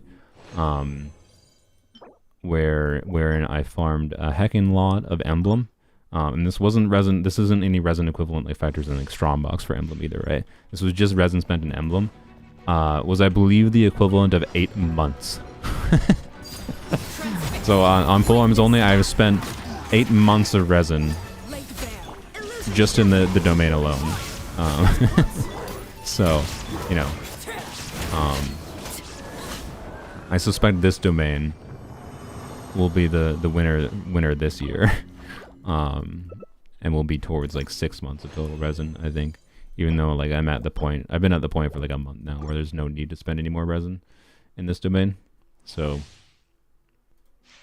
anywho's, Chivalrous without our cons. I think I just answered that, but yeah, Chivalrous without our constellations is still very good. All the things I just did on my main account with Chivalrous were basically exactly the same with Chivalrous C0 versus the C4. I really like how they actually. Her C6 is not my favorite constellation. I really like Chivalrous C1. Like this is a C1 that is not like, oh, it initially reads, if you like misunderstand it, like, oh, that's to reduce Chivalrous's ER. No, it's for not Chivalrous, not including Chivalrous. She refunds energy to your on-fielder. That's really cool. A constellation on a supportive unit that reduces your energy needs on somebody else. That's really cool. Is it needed? No, because you can just meet higher ER needs, but this can potentially increase your like Raiden's damage by reducing her ER, right? Anything, is it crazy? No, but it's just a nice. It's nothing necessary. Doesn't crazily change anything. It's just a nice thing. A nice improvement to her kit. C2 is additional pyro application, additional damage. Like if you're doing things with like DPSing her, this can matter. Other than that, it's just more overloads. I think people undervalue the potential that this can cause trigger overloads, because triggering overloads with her C2 does mean like you might have a little bit more consistent uptime on her passive. You have to trigger overload on an enemy first to get the passive going. So ideally you don't want to be having your first Arlecchino's hit being the one that's triggering the overload, right? You want to have an overload triggered before you start whacking an Arlecchino, so that all of your Arlecchino's damage, including the first hit, which is like the highest damage you'll get from Arlecchino, is buffed, right? So like her C2 could potentially help with that, but it's relatively niche, and it's more just like a fun minor thing that can be notable when you're DPSing her. C4 is kind of the same thing. The notable thing that C4 does, other than just for like DPS Chivalrous, is that you can also this is more pyro application again, but you can also use this to extend her healing. You only get the additional skill shots after within 6 seconds of first using her burst, but if you do something like use her skill, switch to whatever character, use like Fischl, switch back to her, use it again, you can basically get at least one or two-ish additional healing ticks out of her C4, which is cool. And then C6, I think it's actually more relevant for its defensive utility than it is its damage bonus. Like the damage bonus is good; it makes her meaningfully stronger of a buffer, but she was already a really strong buffer at a baseline, right? With her C0 kit. And these buffs are situational. This is only a on-field buff. It does not buff all the teammates. Like it's not like her attack percent buff that's attack percent for the whole team. This is a buff to only the on-fielder, and it takes time to build up. So if you're doing something like playing Raiden with Chivalrous together, Raiden, you do your Chivalrous, you do your other characters, and you switch to Raiden, you immediately ult on Raiden, right? Well, Chivalrous's C6 buff takes several seconds to build up to 60% pyro electro damage bonus, which means Raiden with Chivalrous is usually not getting a meaningful buff from Chivalrous C6, right? So like, there's situations where Chivalrous C6 doesn't do as much as some people think it does, essentially. There's some situations where it does. Like, obviously for Arlecchino, who is staying on field longer, who her damage is not split out, and her damage is not like Raiden, where she just does one big hit, and that's a lot of the damage. Instead, she does a lot of her damage more split out between more hits. She'll get more value from Shivers C6, right?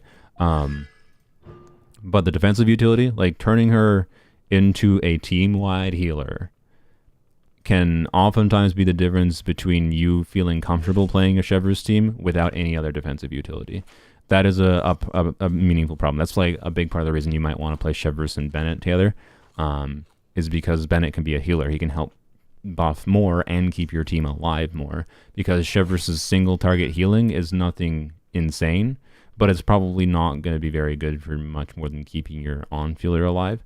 But when you have an invested Shivers with team-wide healing on a healing build, like I have used Shivers on, I'll put her back on the Song of Days Past set. Like with her C6, this set on her, she can heal a lot. And like she can absolutely fully sustain your team without any other defensive utility, right? And that's a pretty significant upside if you don't have to start factoring in, oh, I need to include Bennett to stay alive. I need to include Toma or Beto for extra defensive utility. Because that's something that some people can feel with Shivers a lot, is that they need to do that. Where's my healing bonus circlet? There it is. No. That is not healing bonus. Well, give me a second. So yeah, anyways, I think C6 Shivers is a little bit overrated, is my point. And I blame the likes of Jeff for saying crap like, at C6, she becomes a much more relevant character. No. At C0, she's an extraordinarily relevant character. And I think he realized he was wrong with his original take on it by now, but you know. What was it looking for? Oh, healing bonus. Where? Am I blind? Where's healing bonus? Huh? I am blind. Am I? Right? You. There it is. Jesus Christ. Brain. There we go. Wait, why does Yayo not have that? Oh. Sure, whatever. I mean, I never noticed it in the last time I used Yayo, so... Anyways. Yep.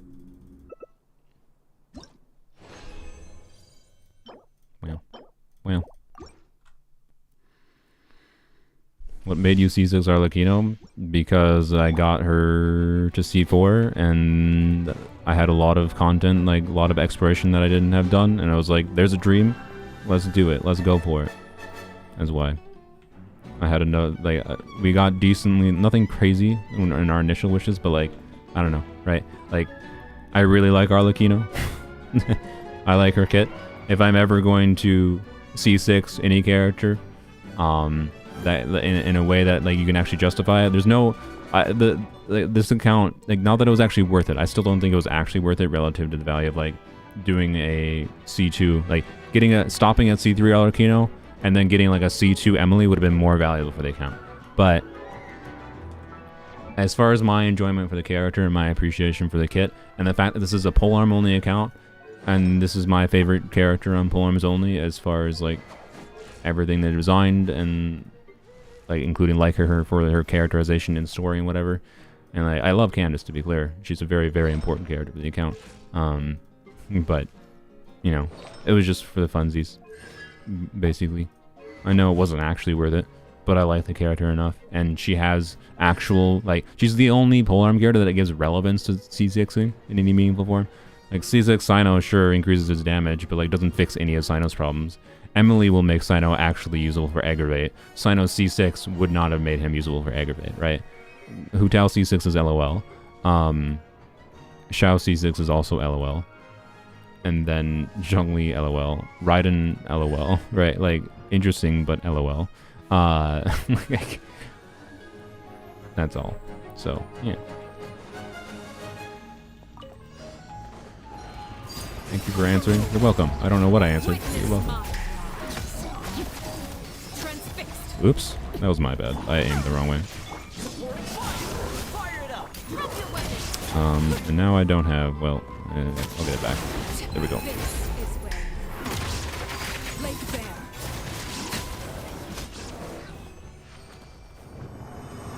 Is there any bad C6 5 stars? I mean, there's a lot of C6 5 stars that do very little. And it's mostly the earlier ones. Nowadays they have a pretty linear like improvement of consistently, like you'll notice the damage improvement from C6, but it's not it's not basically ever the difference maker in whether or not the character is usable, essentially, or good. Like, you don't need C6 Siege Queen to DPS Siege Queen, basically.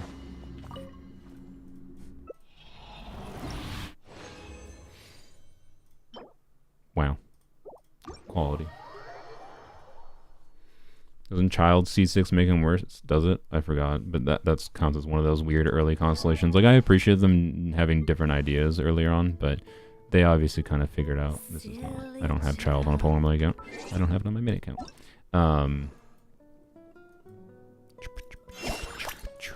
Why is that so loud? Child, what does your C6 do? I don't remember. Cooldown resets. Only take. Okay, I don't know enough about his kit specifically for how the cooldowns line up to know why that makes him worse. I have heard vaguely about like why. I can't answer specifically why. Oh, it's because of the extra Hydra application. That's funny. It probably screws up the lining up like a vape on his big hit or something, is my presumption. So anyway, I still think if I was really gonna enjoy Child, I wouldn't mind that, because my main perception of like Child is kind of awkward as heck is that he has too long of a cooldown for his thing. So I don't know. Like I feel like Child C6 would give him more freedom to be played and keep uptime on his like stance things, in a way that would make him more fun to play in different teams versus just playing him in like Child National, right? Like, yeah, it might make him worse in Child National, but might make him actually fun in any number of other teams. is my gut feeling.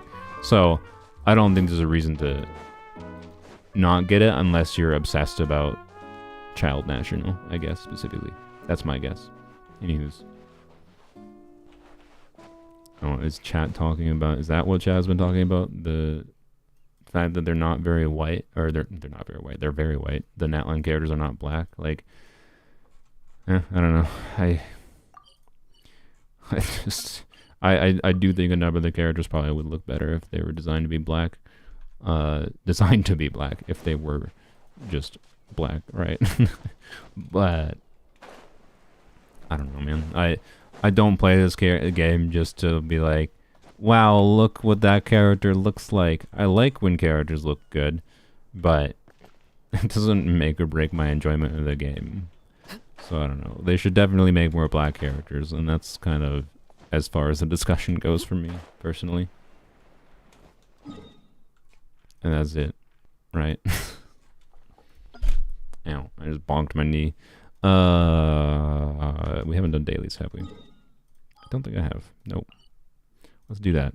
Why? The game is stuck. There's something. I can't wait. I'm gonna be freed. I'm pretty sure I've had this for over a week straight on this account.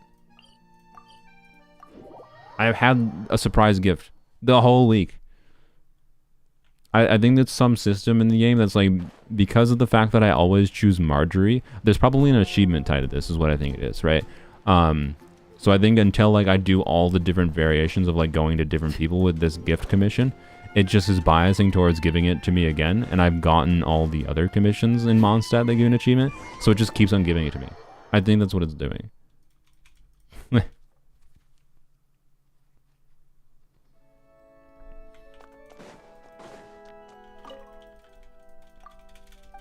But yeah, anyway, I don't know. I have far more things that I prefer to talk about when it comes to, yeah. So like these other options, I think because I haven't done all these other options, and I have like, that means I haven't like gotten the achievement for it or whatever. I always choose Marjorie because it's just a simple one. Yeah, you need to do all the different gifts. Yeah, but I refuse. I refuse. I'm stubborn. But like, man, Marjorie must be so confused. Every day I'm coming to her and like, hey, Rudolph wants a gift again. And she's like, again? How? Fine, try this time. Again? Try this time. Like, I wish there was some dynamic dialogue that acknowledged the fact that I'm talking to her every day about the same thing. You only need to pick Vile? Well, I refuse. I refuse. And I'm finally going to be freed from the curse of these story commissions in just a few short days. I can't wait. I can't wait. The story from picking Vile is actually really interesting. I don't care. It can be the best story ever. I don't care. I'm sorry. I'll look it up if I remember. I'll look it up. I don't need to play it myself to see it. Arlecchino's one of 2 characters that can hit 9.9999 million damage without bugs. With C6, I'm assuming? Because I could, yeah. What? Did I... What did I do? Oh, did I say I didn't have the money? Ah! Frick! Frick! I want to be freed from this torment of not clicking the wrong dialogue option. 2 days. Only 2 more days. Only 2 more days. Spare me. Oh, good lord.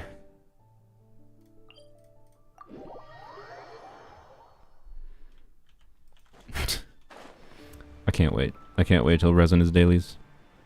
I appreciate that Hoyo has acknowledged that resin should count towards dailies. It means like, it's funny that because of that, it means like the daily experience, assuming you are doing like using the resin at all, right, is going to be the best in Genshin versus their other games, right? Like for a while it was definitely Star Rail, when they made the changes to Star Rail system. But like you didn't get daily completion for spending resin. Like you didn't just log in, spend your stuff, and then complete dailies automatically. You only completed like partial, I think. You would still have to like look at it and make sure you complete the other stuff. I believe in Genshin you just won't have to ever look at it anymore. You'll just spend your resin and you're freaking good. Right. 9,000% motion value with Arlecchino at C6. Yes, but it's 9,000% motion value that can do a reaction that matters. So it's actually like Arlecchino's motion value, unless you are factoring for that, but Arlecchino's functional motion value is much higher than with C6 is much higher than Eula's, because Eula's is physical damage. 13,000% motion value. It's 1280 resin in HSR for 1 daily. Yeah, that's basically what I thought. And like Zenless, the Zenless, the dailies themselves are very easy, but you still have to like spend your resin equivalent in Zenless. Right. So it still takes more time. I think Genshin, crazily enough, even though it's been like the one that took the longest time for a long time, in 2 days here, it's just gonna be the easiest one. You don't even have to do the dailies ever. It'll just be spend your resin. What a world. What a world. Motion value is just like adding up all the characters' multipliers. So, you know, if a character, right, is looking at this, right, it's factoring in the fact that, you know, Arlecchino's Mask of the Red Death increase multiplies on her multipliers, so you're multiplying the multipliers and then adding them all up together over a certain period of time, how many total hits you're getting per period of time, and then their motion value is X amount of percent, right? Because then you can just multiply, because you don't need to do like, oh, to factor in how much damage Arlecchino deals in 10 seconds. You don't go, okay, 113% times attack, times this, times this, times this. No, you add up all the multipliers and then multiply by her crit and her attack stat and damage bonus, right? That's how you figure that out. You don't do them all individually and then add them up. You add them all up first. And what you add them all up to is motion value. And it's basically an estimate of what the character's multipliers are over time and lower my bond. And yeah, and that's the simple way you can like compare characters like damage values in their kit to another character, but you also definitely need to factor in the fact that like different elemental damage means like a 9,000% or a 500% value on one character is not the same as 500% on another character when they trigger different reactions, right? Like a 500% multiplier on a Geo character is not the same as a 500% multiplier on a Pyro character. And same thing, like motion value is just adding up all those values. So 9,000% on Arlecchino is not the same as 9,000% on, whatever 13,000% it was for Eula. Because Arlecchino's is more like, because it can trigger, like if you're talking like biggest damage number possible, Arlecchino's is functionally, I don't know. It's the thing is, oh gosh, physical has access to its own buffs, right? So how you equate that is different. It's just important to keep in mind it's not the same, right? For what your end result is in game. The element matters a lot.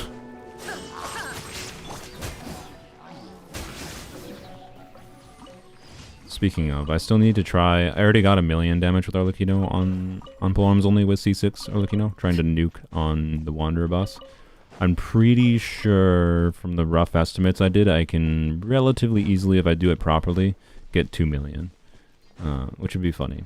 I've never gone for 1,000,000 on my main account. I'm sure I can, I just don't care. Oh, we're done with datas. I thought I didn't finish.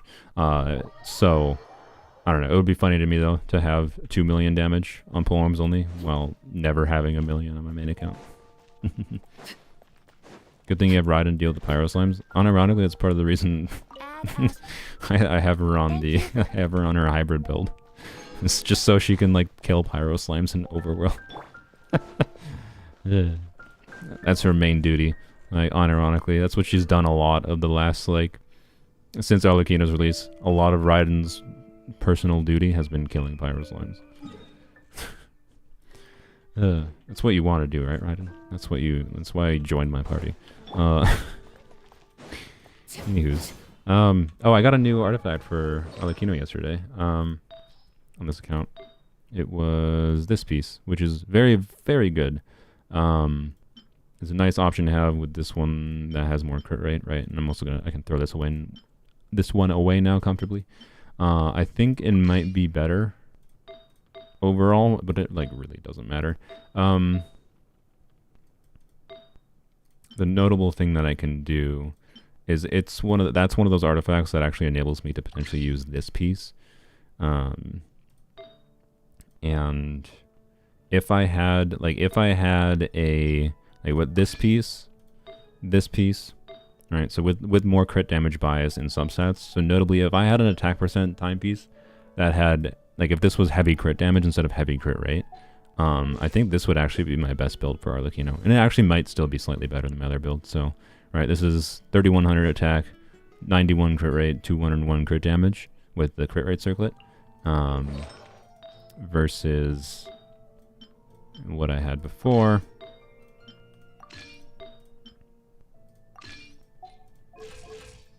Which was a little bit more attack, 3,200 attack, and 7% less crit rate, but a little bit more crit damage as well. So I think the other one might be better, actually, still, than this one.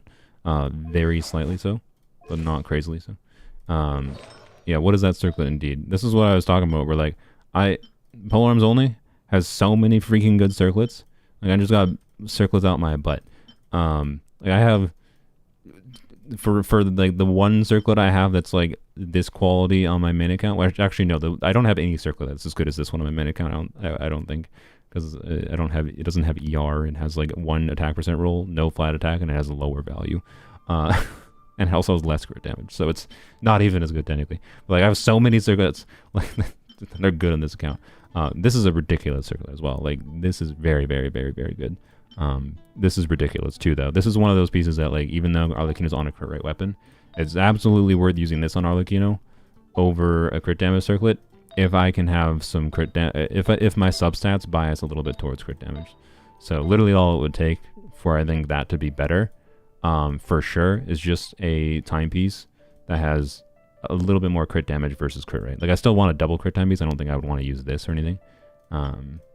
But yeah. So anyways, the farming continues. Not because I need to, because why not? It's funny to try to hyper optimize. You know what I should see actually quick. What does Akasha show if I use this other build on her? Yeah, there we go. Actually, I might want to do this piece instead for Akasha. The reason being, oh, no, 93, 196, 3177.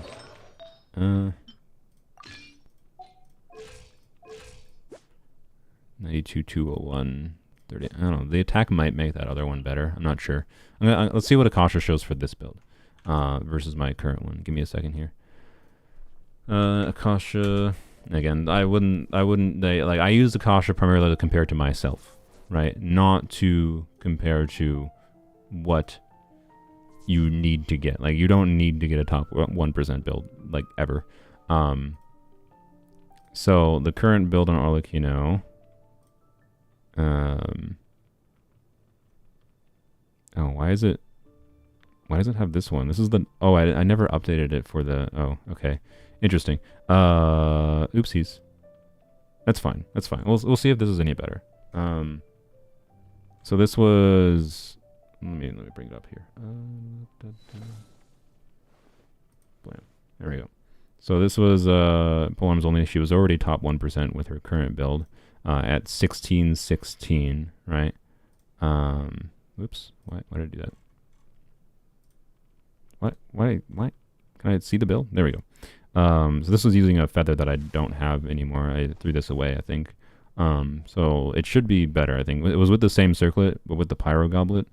So, oh wait, shoot. I should put the Pyro Goblet on again, because Pyro Goblet, Akasha does calculations based on, like, with Bennett. So that Pyro Goblet should be meaningfully better still. Which means we go down to 189 crit damage. Yeah, but, well, we'll try it like that. So same Pyro Goblet, same timepiece, different flower, different feather, and same circlet. And we'll see if this new piece, right? These new pieces, the new flower and feather I have, enable her to be even higher. Not that she has to be, but we'll see. Like, there's not really a compelling reason for me to farm anymore for Arlecchino. It's just there's nothing else to farm on this account. It hasn't refreshed yet. No, hasn't refreshed yet. Okay. We have to wait a minute. What is my Arlecchino on? Oh, my Arlecchino on my main account is dropped. Wow. Wow, I knew this would happen eventually, right? Because the longer time goes on that people farm for Whimsy, the more it will beat out Gladiator builds, right? In leaderboards. So yeah, this Arlecchino build on my main account used to be top 1%. No, it's not. How sad. Oh no. Clearly I need to farm Whimsy. No, I might farm the set, not for Arlecchino, but just for the burning set for other characters. I like how my Nuvalet has a top 3% build, and I never use him. I don't even think he's on my showcase anymore. I'm pretty sure my Siegeween stole most of his artifacts, so my Siegeween is now top 1%, just saying.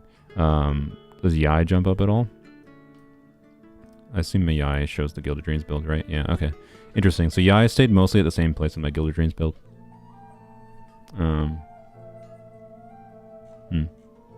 I'll have to mess around with it a little bit, but I mean, again, Yae is calced specifically with this team, which again, like, that's why, like, she's not going to jump up that much because, like, what was this? Aggravate 110% ER, and this is probably off field. So, like, these leaderboards, yeah, you can see some Gilded Dreams builds that are here, but most of them are Golden Troop builds because how Akasha is calculating this is mostly off field, yeah, right?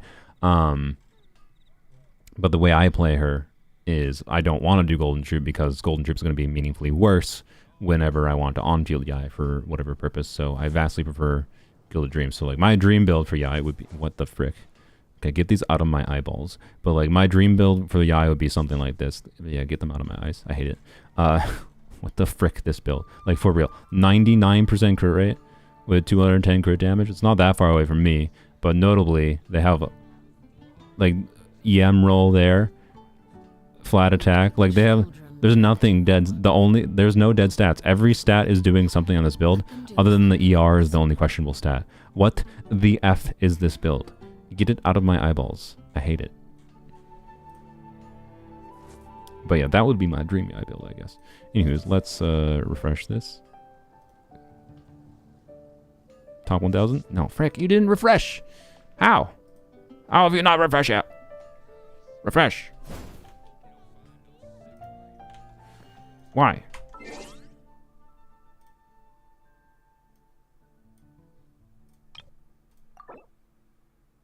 Ah.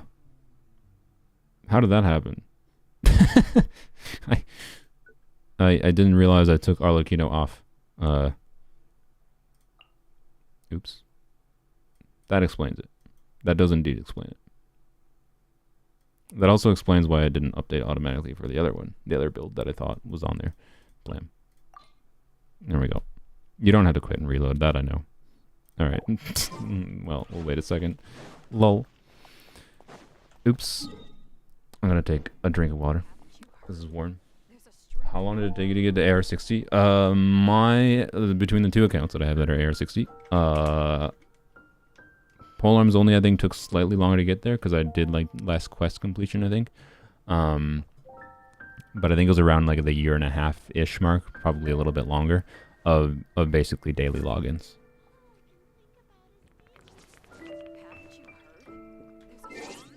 Did I hide the builds by accident? Oops, I did indeed. I don't know why I clicked that. That was dumb. Thank you. I just got to AR-50 for like a 1.5 years. Yeah, you probably played the game more healthily. Like that's like a 1.5 years of like me playing poems only, like, and purposely trying to min-max things, right?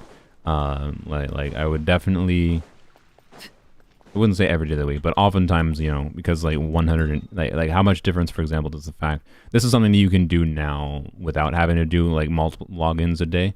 But remember, the cap used to be 160, and you generated 180 resin per day. So if you wanted to like get additional resin value, you could log in multiple times a day to use that additional 20 resin. And like over time, that does make a difference, right? Like over a month, that additional 20 resin per day, which some days I didn't bother, to be clear. So this is not like what I was doing for sure, but like I imagine at least like 7 days out of the month. So like 7 times 20 resin, right? Something you wish to report? If you're used to only spending 160 resin per day, 7 times 20 resin is like an additional day's worth of resin, right? Just by logging in for like 2 minutes more a day, but like I would do that kind of thing. But like if you did it across the entire year or 1.5 years, right, we're talking like 500 days times 20 resin. That's 10,000 extra resin over like a 1.5 years, less than a 1.5 years. And 10,000 resin times, you know, you get, what is it, 300? Oh, I can't even see because I'm at AR 60. I don't remember how much AR, but that's a meaningful amount of AR, right? That could get you to AR 60 a few weeks earlier, maybe in a month earlier. I don't know. But yeah, and depending on how many quests you do can meaningfully affect how quickly you get AR 60. But the most notable factor is just, do you log in, do your dailies every single day? And do you spend all your resin, right?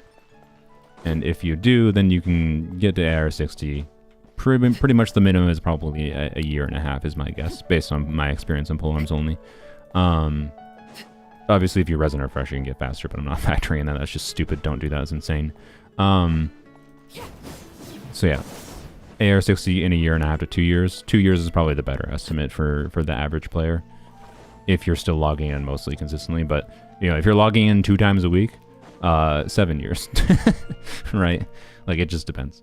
Let's go back to Akasha. Let's see. I want to crack top 1,000. I would be happy about that. Go back to my profile. Oh, she very much cracked top 1,000. Okay, I didn't even get the elation from refreshing it myself. 546. Let's freaking go. Yep, there we go. This goes to show, by the way, you can have you can have much lower roll value pieces as long as it like balances out overall. You know,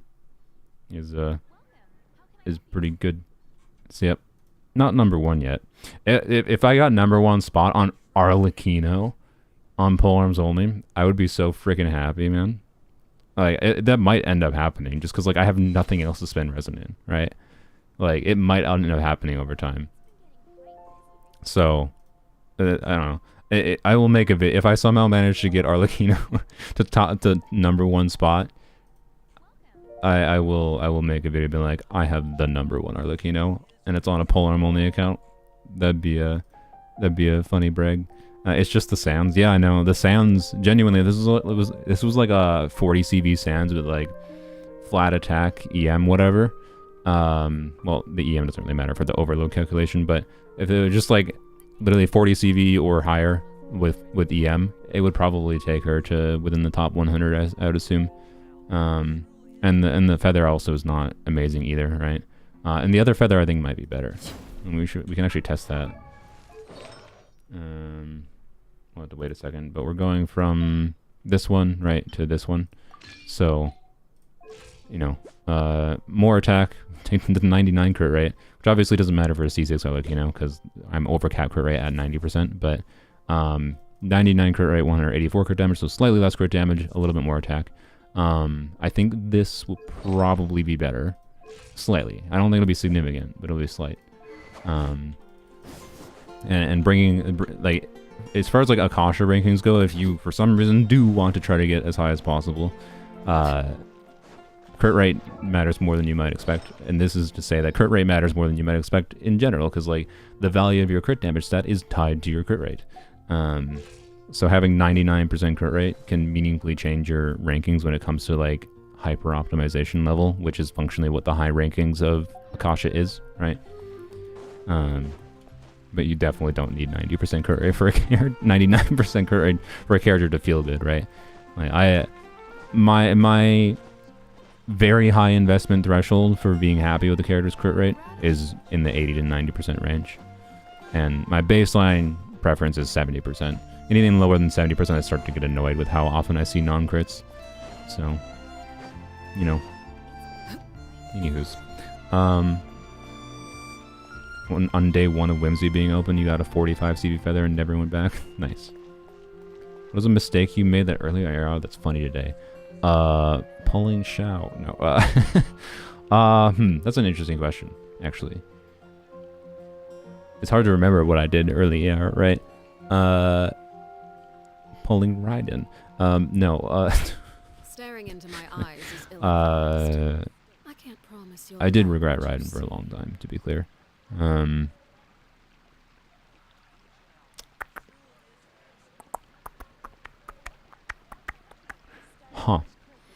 I most likely think I didn't level up my weapons and artifacts. Like, I think I basically didn't touch artifacts until quite high, like, barely acknowledged their existence, like, equipped them, didn't care main stat, like, just I equipped them, like I think the default on an intuitive level is like, oh, the set bonuses, okay, so like I equipped them with like set bonuses and didn't like level them up.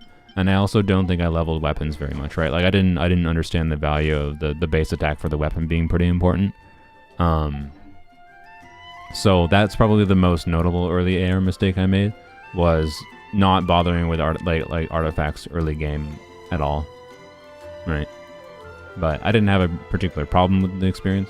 It's like I was fine with, you know, it taking longer to kill things at that point and whatever. It didn't that meaningfully affect my experience early on. But that's probably the most notable mistake, right? As far as like, if you want to have an easier time in the combat of this game, level your artifacts. Don't really care about set. You shouldn't care about set bonuses not that much necessarily. Some of the set bonuses early game, like Berserkers, can be pretty valuable. Can I just see Berserkers? I don't know if I have any. Berserkers is a set that gives you free crit rate. For being, I believe, above. Is it above? No, it's not above HP. It's what is it? I forgot. There it is. Oh yeah, when HP is below 70%, crit rate increases by an additional 24%, and the 2-piece gives 12%. Right, so like these set bonuses could be worth it. No, and then like instructor set bonus in mini context early game can be worth it. But most of the time, it's just like leveling your feather for most of the units in the game are attack scaling. Leveling your feather can give you a whole bunch of free attack just by leveling it, right? And then leveling your flower if you want more HP. And then if you happen to have the right main stat, like of attack percent in your timepieces or whatever. But yeah, there's not many set bonuses that actually matter that much early game. It's mostly just leveling the things. So, yeah. How long is the stream going? 3 hours, 39 minutes, and 36 seconds. I will end it soon. I've been very productive this stream. Very, very productive. But I need to take a break before I do D&D things with my friends. My friend messaged me that spending 300 doesn't guarantee the character you want. I mean, it does. 300 does. 200 doesn't. I think it's egregious, to be clear, that it takes $300 to guarantee a character you want in these games, but he is technically incorrect. I mean, technically it takes less than 300. The reason it only takes 300, right, is because not as in only, it's a low amount, but like just total amount of wishes. He might be operating on like you technically only get what do you get? Let's do the exact math, right? 6480 plus 1600 times 3 and divided by 160 is 151.5 wishes, right? And because, you know, pity is like soft pity starts at 74, right? But you might not get a 5-star until like 80 wishes, right? But you also get these, right? Gotchas, all of Hoyo's gotchas at least have all these, and I think basically all gotchas have these. So you get these, right? You'll get enough of these in conjunction with the $300 you spend that you can, with $300 you can guarantee a character, right? Even starting at absolutely no saved resources, you can guarantee with $300. I think it's insane that it takes $300. Like, you can spend $300 in this game and you get one thing you want. But like, yeah, as far as averages, the average is much less than $300. And whatever. But yeah, the fact that it can take $300 is insane. And someday when I make a what does $300 video get you on insert banner here video, the game will prove my point in that how bad that is, or I will just forever get lucky because Moyo is conspiring against me, I swear. Anyways, all we were waiting for, I think, was doing this. Browser window. Alright, let's see. We're at 546. I changed the feather to one that has a little bit less crit damage, more crit rate, but also has an attack percent roll. We'll see if this brings her past 546. Never mind. Let them do as they please. Oh, dang it. Yeah, it did. 300. Dang, right? Man, it is timepiece. This timepiece, right? This timepiece. If it was just a little bit better, and then if I have 40 CV feather, 40 CV timepiece, which is honestly, like, because there's no other domain that makes sense to farm right now in Poems Only, it's really just a matter of inevitability. It just might take a long time. I might be able to get number 1. I'm not kidding. It would be funny. It would be really funny to be able to get number 1 spot on Poems Only. That'd be a heckin' brag, I feel like. I'm like, yep, Polearm Only account has the number 1 Arlecchino. I kind of want it. It might happen, because again, there's no other domain that makes sense to farm for. From what we know of the 5.0 artifacts, they will not be relevant for Poems Only at all, I don't think. Unless the Pyro Archon turns out to be a polearm and enables the artifact set. Or... yeah, so I don't know. There's like literally no other domain that makes sense to farm. Anything else that's relevant for polearms only can be strongboxed. Like, it only makes sense to farm Whimsy and Reverie for this account. So I'm not actively leveling up a character. It only makes sense to farm this, right? That's why I think it might happen. Anywho. We'll see. That's why loot bars are pay to win, friend. What? Oh, loot bar. Yeah, I know what loot bar is. Loot bar is like asked if they want to sponsor, and like I think people have asked why I don't do like loot bar sponsorships instead of Paimon's Bargains, and quite frankly, it's because Paimon's Bargains is like a smaller operation that's more chill, and Loot Bar also sells accounts. And I don't really want to promote an account selling service, personally. Particularly because I'm pretty sure there's a meaningful number of accounts that are sold that are probably stolen. So, and maybe Loot Bar vets the accounts, to be clear. But I think Loot Bar is the one that vets accounts. If Loot Bar is not the one that vets accounts, sells accounts. If Loot Bar does not sell accounts, then I'd take back anything with that. But, anyways, yeah. I might be able to get more money from Loot Bar than I functionally get from Paimon's Bargains. Paimon's Bargains doesn't even give me any money. They just sponsor the top-ups, right? Not all the top-ups. They usually give one top-up, right? So like the $300 on a banner videos, with the discounts Paimon's Bargains has, and the one top-up they sponsor usually costs me about $160, which makes it a lot easier to break even on those videos. And more importantly than break even, it actually makes it likely for me to make money off of them, which is why they're just a business decision for me. So, anyways, like even the Siegeween video, for example, which I didn't spend money on, that was someone else. But if I had, right, let's go look at the Siegeween video and like consider if I had done that myself. I'll just give you guys some stats. Which I think I'm not gonna give you exact numbers because Google doesn't let me. I think it's against Google agreement. Like ad revenue services, whatever, but I'll give you estimates. So that video, right, only has 20,000. Wait, no, that's the wrong one. Yeah. Oh no, it's the same. No, it's funny. The DPS Siegewing video has slightly more views than the Wishing video. Thank you, I appreciate that. But only 20,000 views, right, and $400. So if I had spent that myself, like if Paimon's Bargains had sponsored one of those top ups and I had bought 3 top ups myself. That would have been 80 times 3, $240 cost. And I don't think it would have broken even on its own. Here. Yeah, no, it's... I will just say it's approximately halfway. So like, if I had made that Siegeween video, that is not enough. But that also was more money than I would have spent if I actually spent on that Siegeween video, right? And I have a little bit of extra money that I get from my Yae Miko partnership as well for making Genshin videos. So like, I wouldn't have lost that much money, essentially, is basically what it is, even on the Siegeween video, which is a Wishing video that performed really, really poorly, I would say. So, anywho's, yeah. It's relatively low risk because of Paimon's Bargains, and it's a simple relationship. They're chill with me. They don't even review like my sponsor inclusions. They're just like, yeah, say whatever you want about the service. Just like tell them, you know, go to the server, blah blah blah. Tell them whatever you think is important about Paimon's Bargains, and we're chill with that. Like, I like Paimon's Bargains. They're a chill group to work with. I was considering doing a video with ZZZ for them, but right now they only do Zenlist top-ups through login because you can't do Zenlist top-ups through third-party. They don't have the ability to pay for top-ups for people without logging into their account, and I personally do not recommend people do that. Like, not that like Paimon's Bargains can't be trusted. There's plenty of evidence they can be trusted with that. It's just I think it's a good policy not to. I don't want to tell people to give someone else their account information, right?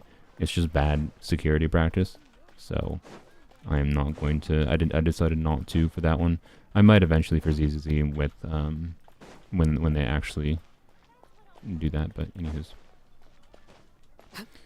what exactly is Yae Miko? They're basically just a partner group for game developers or game whatever companies to contract Yae Miko to partner with creators. Well, notably the MiHoYo side of things is they're partnering with creators to be like, hey, we see you make Genshin content. Would you like extra money for Genshin content? We would prefer you mostly make just Genshin content. And like when they contacted me, I'm just like, what else is the catch? And they're basically like, nothing other than like, we'll ask you to occasionally do things like react to something, or like retweet something. That's pretty much all they've done. They've had one instance of something that after I talk with them, they're just like, no, it's fine. And I was a little bit worried it was like wink wink we're gonna kick you out of the program. We're not gonna renew your contract if you don't agree to this. But they didn't. I can tell you they renewed. So they're pretty chill. Is all I can say. Like as far as a program that like they're the difference maker between me like being able to do this like and like make actual money from it versus like I would be not making ends meet with just the ad revenue is what I would say. Even though my videos I'd say perform pretty well. So Yomi Hall like gives me a meaningful amount more money, right? But they don't really restrict what I do that much. But they just pay me specifically for making Genshin additional content. Notably, they don't pay me for like making other Hoyover's content, which is part of the reason like I never felt that incentivized to doing Star Rail content. But also because like Star Rail I thought didn't have much interesting. I didn't have any good ideas for things I wanted to do in Star Rail. And Zenless is kind of the same way right now. Where like I really like Zenless as a game. I made my one video on it. I'm not going to get any additional money from them from the Zenless video, despite it still being a Hoyover's game, right? But I still wanted to make the video and whatever. I'm just only going to get the ad revenue from that one, right? So, anywho's, Emily Flowers. We'll do that on Tuesday. I plan to stream on Tuesday. I won't. If you want to see me being mad, that'll probably be on Tuesday. I'm gonna log in. I'm gonna try to avoid seeing what anyone says in my Discord about if the Abyss is the same enemy lineup. It probably is. I'm gonna be a pessimist and assume it is. I hope I'm wrong, but you'll probably see some molding there, and we'll do the new Abyss or something. I don't know. Actually, maybe I won't do the new Abyss. If it's the same enemy lineup, I might not, because then yeah, I don't know. Then I might be just immediately annoyed and just ramble the whole stream again instead of doing Abyss. So, yeah, the goals for this stream, since I'm gonna end the stream now, I think. I hope if this buff is better for Hu Tao, by the way, I might try to clear this next. Assuming the enemies are the same, I will try to clear this next one if it has a better buff for Hu Tao, hopefully without Arlecchino. I want to see if I can clear without Arlecchino, right? I think that'd be interesting. But anyways, the goals for the stream, and we should end the stream because I've been rambling too much and I need to take a break. It's been 4 hours. Were to be productive by getting Emily Flowers on both accounts, completing dailies and all that, do the normal Genshin things, and also completing the quest line on my main account so that I could make this area look pretty. And I achieved dailies, and I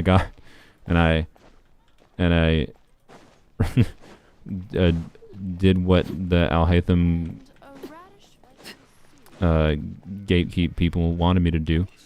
And I got a Gilded Dreams build for Yae, which is cool. I don't think I was unproductive as far as saying interesting things, at least, or doing something. But, yeah, my performance report for the tasks that I gave myself, I'm gonna go out to tell my boss, which is myself, or you guys, I think I have failed. It's fine. It's fine. So, oh well. The sun is set in Mondstadt, and I think the sun is set for the stream. Thank you for watching. I should be streaming on Tuesday. Are you gonna fix more accounts soon? Yes, hopefully. I'm sorry. I shouldn't really do more. They perform so well. Like, I make meaningful money from them. I am actively choosing to make less money by not making more of those videos. Like I'm literally in a situation like, here, would you like to spend time doing thing that makes you $400, or would you like to spend time doing thing that might make you $200? And me and my monkey brain is like, $200, please. Oops, I don't know. Sorry. I like making different kinds of things that all are interesting in some form. But when I'm streaming at Tuesday, it should be around the same time. Hopefully at the same time that this one goes live. But I will also probably try to schedule it, hopefully the night before, because I should be able to make a thumbnail on Monday night. And then, so there should be like a 12-hour heads up, basically, of the exact time. Anywho's. Productive.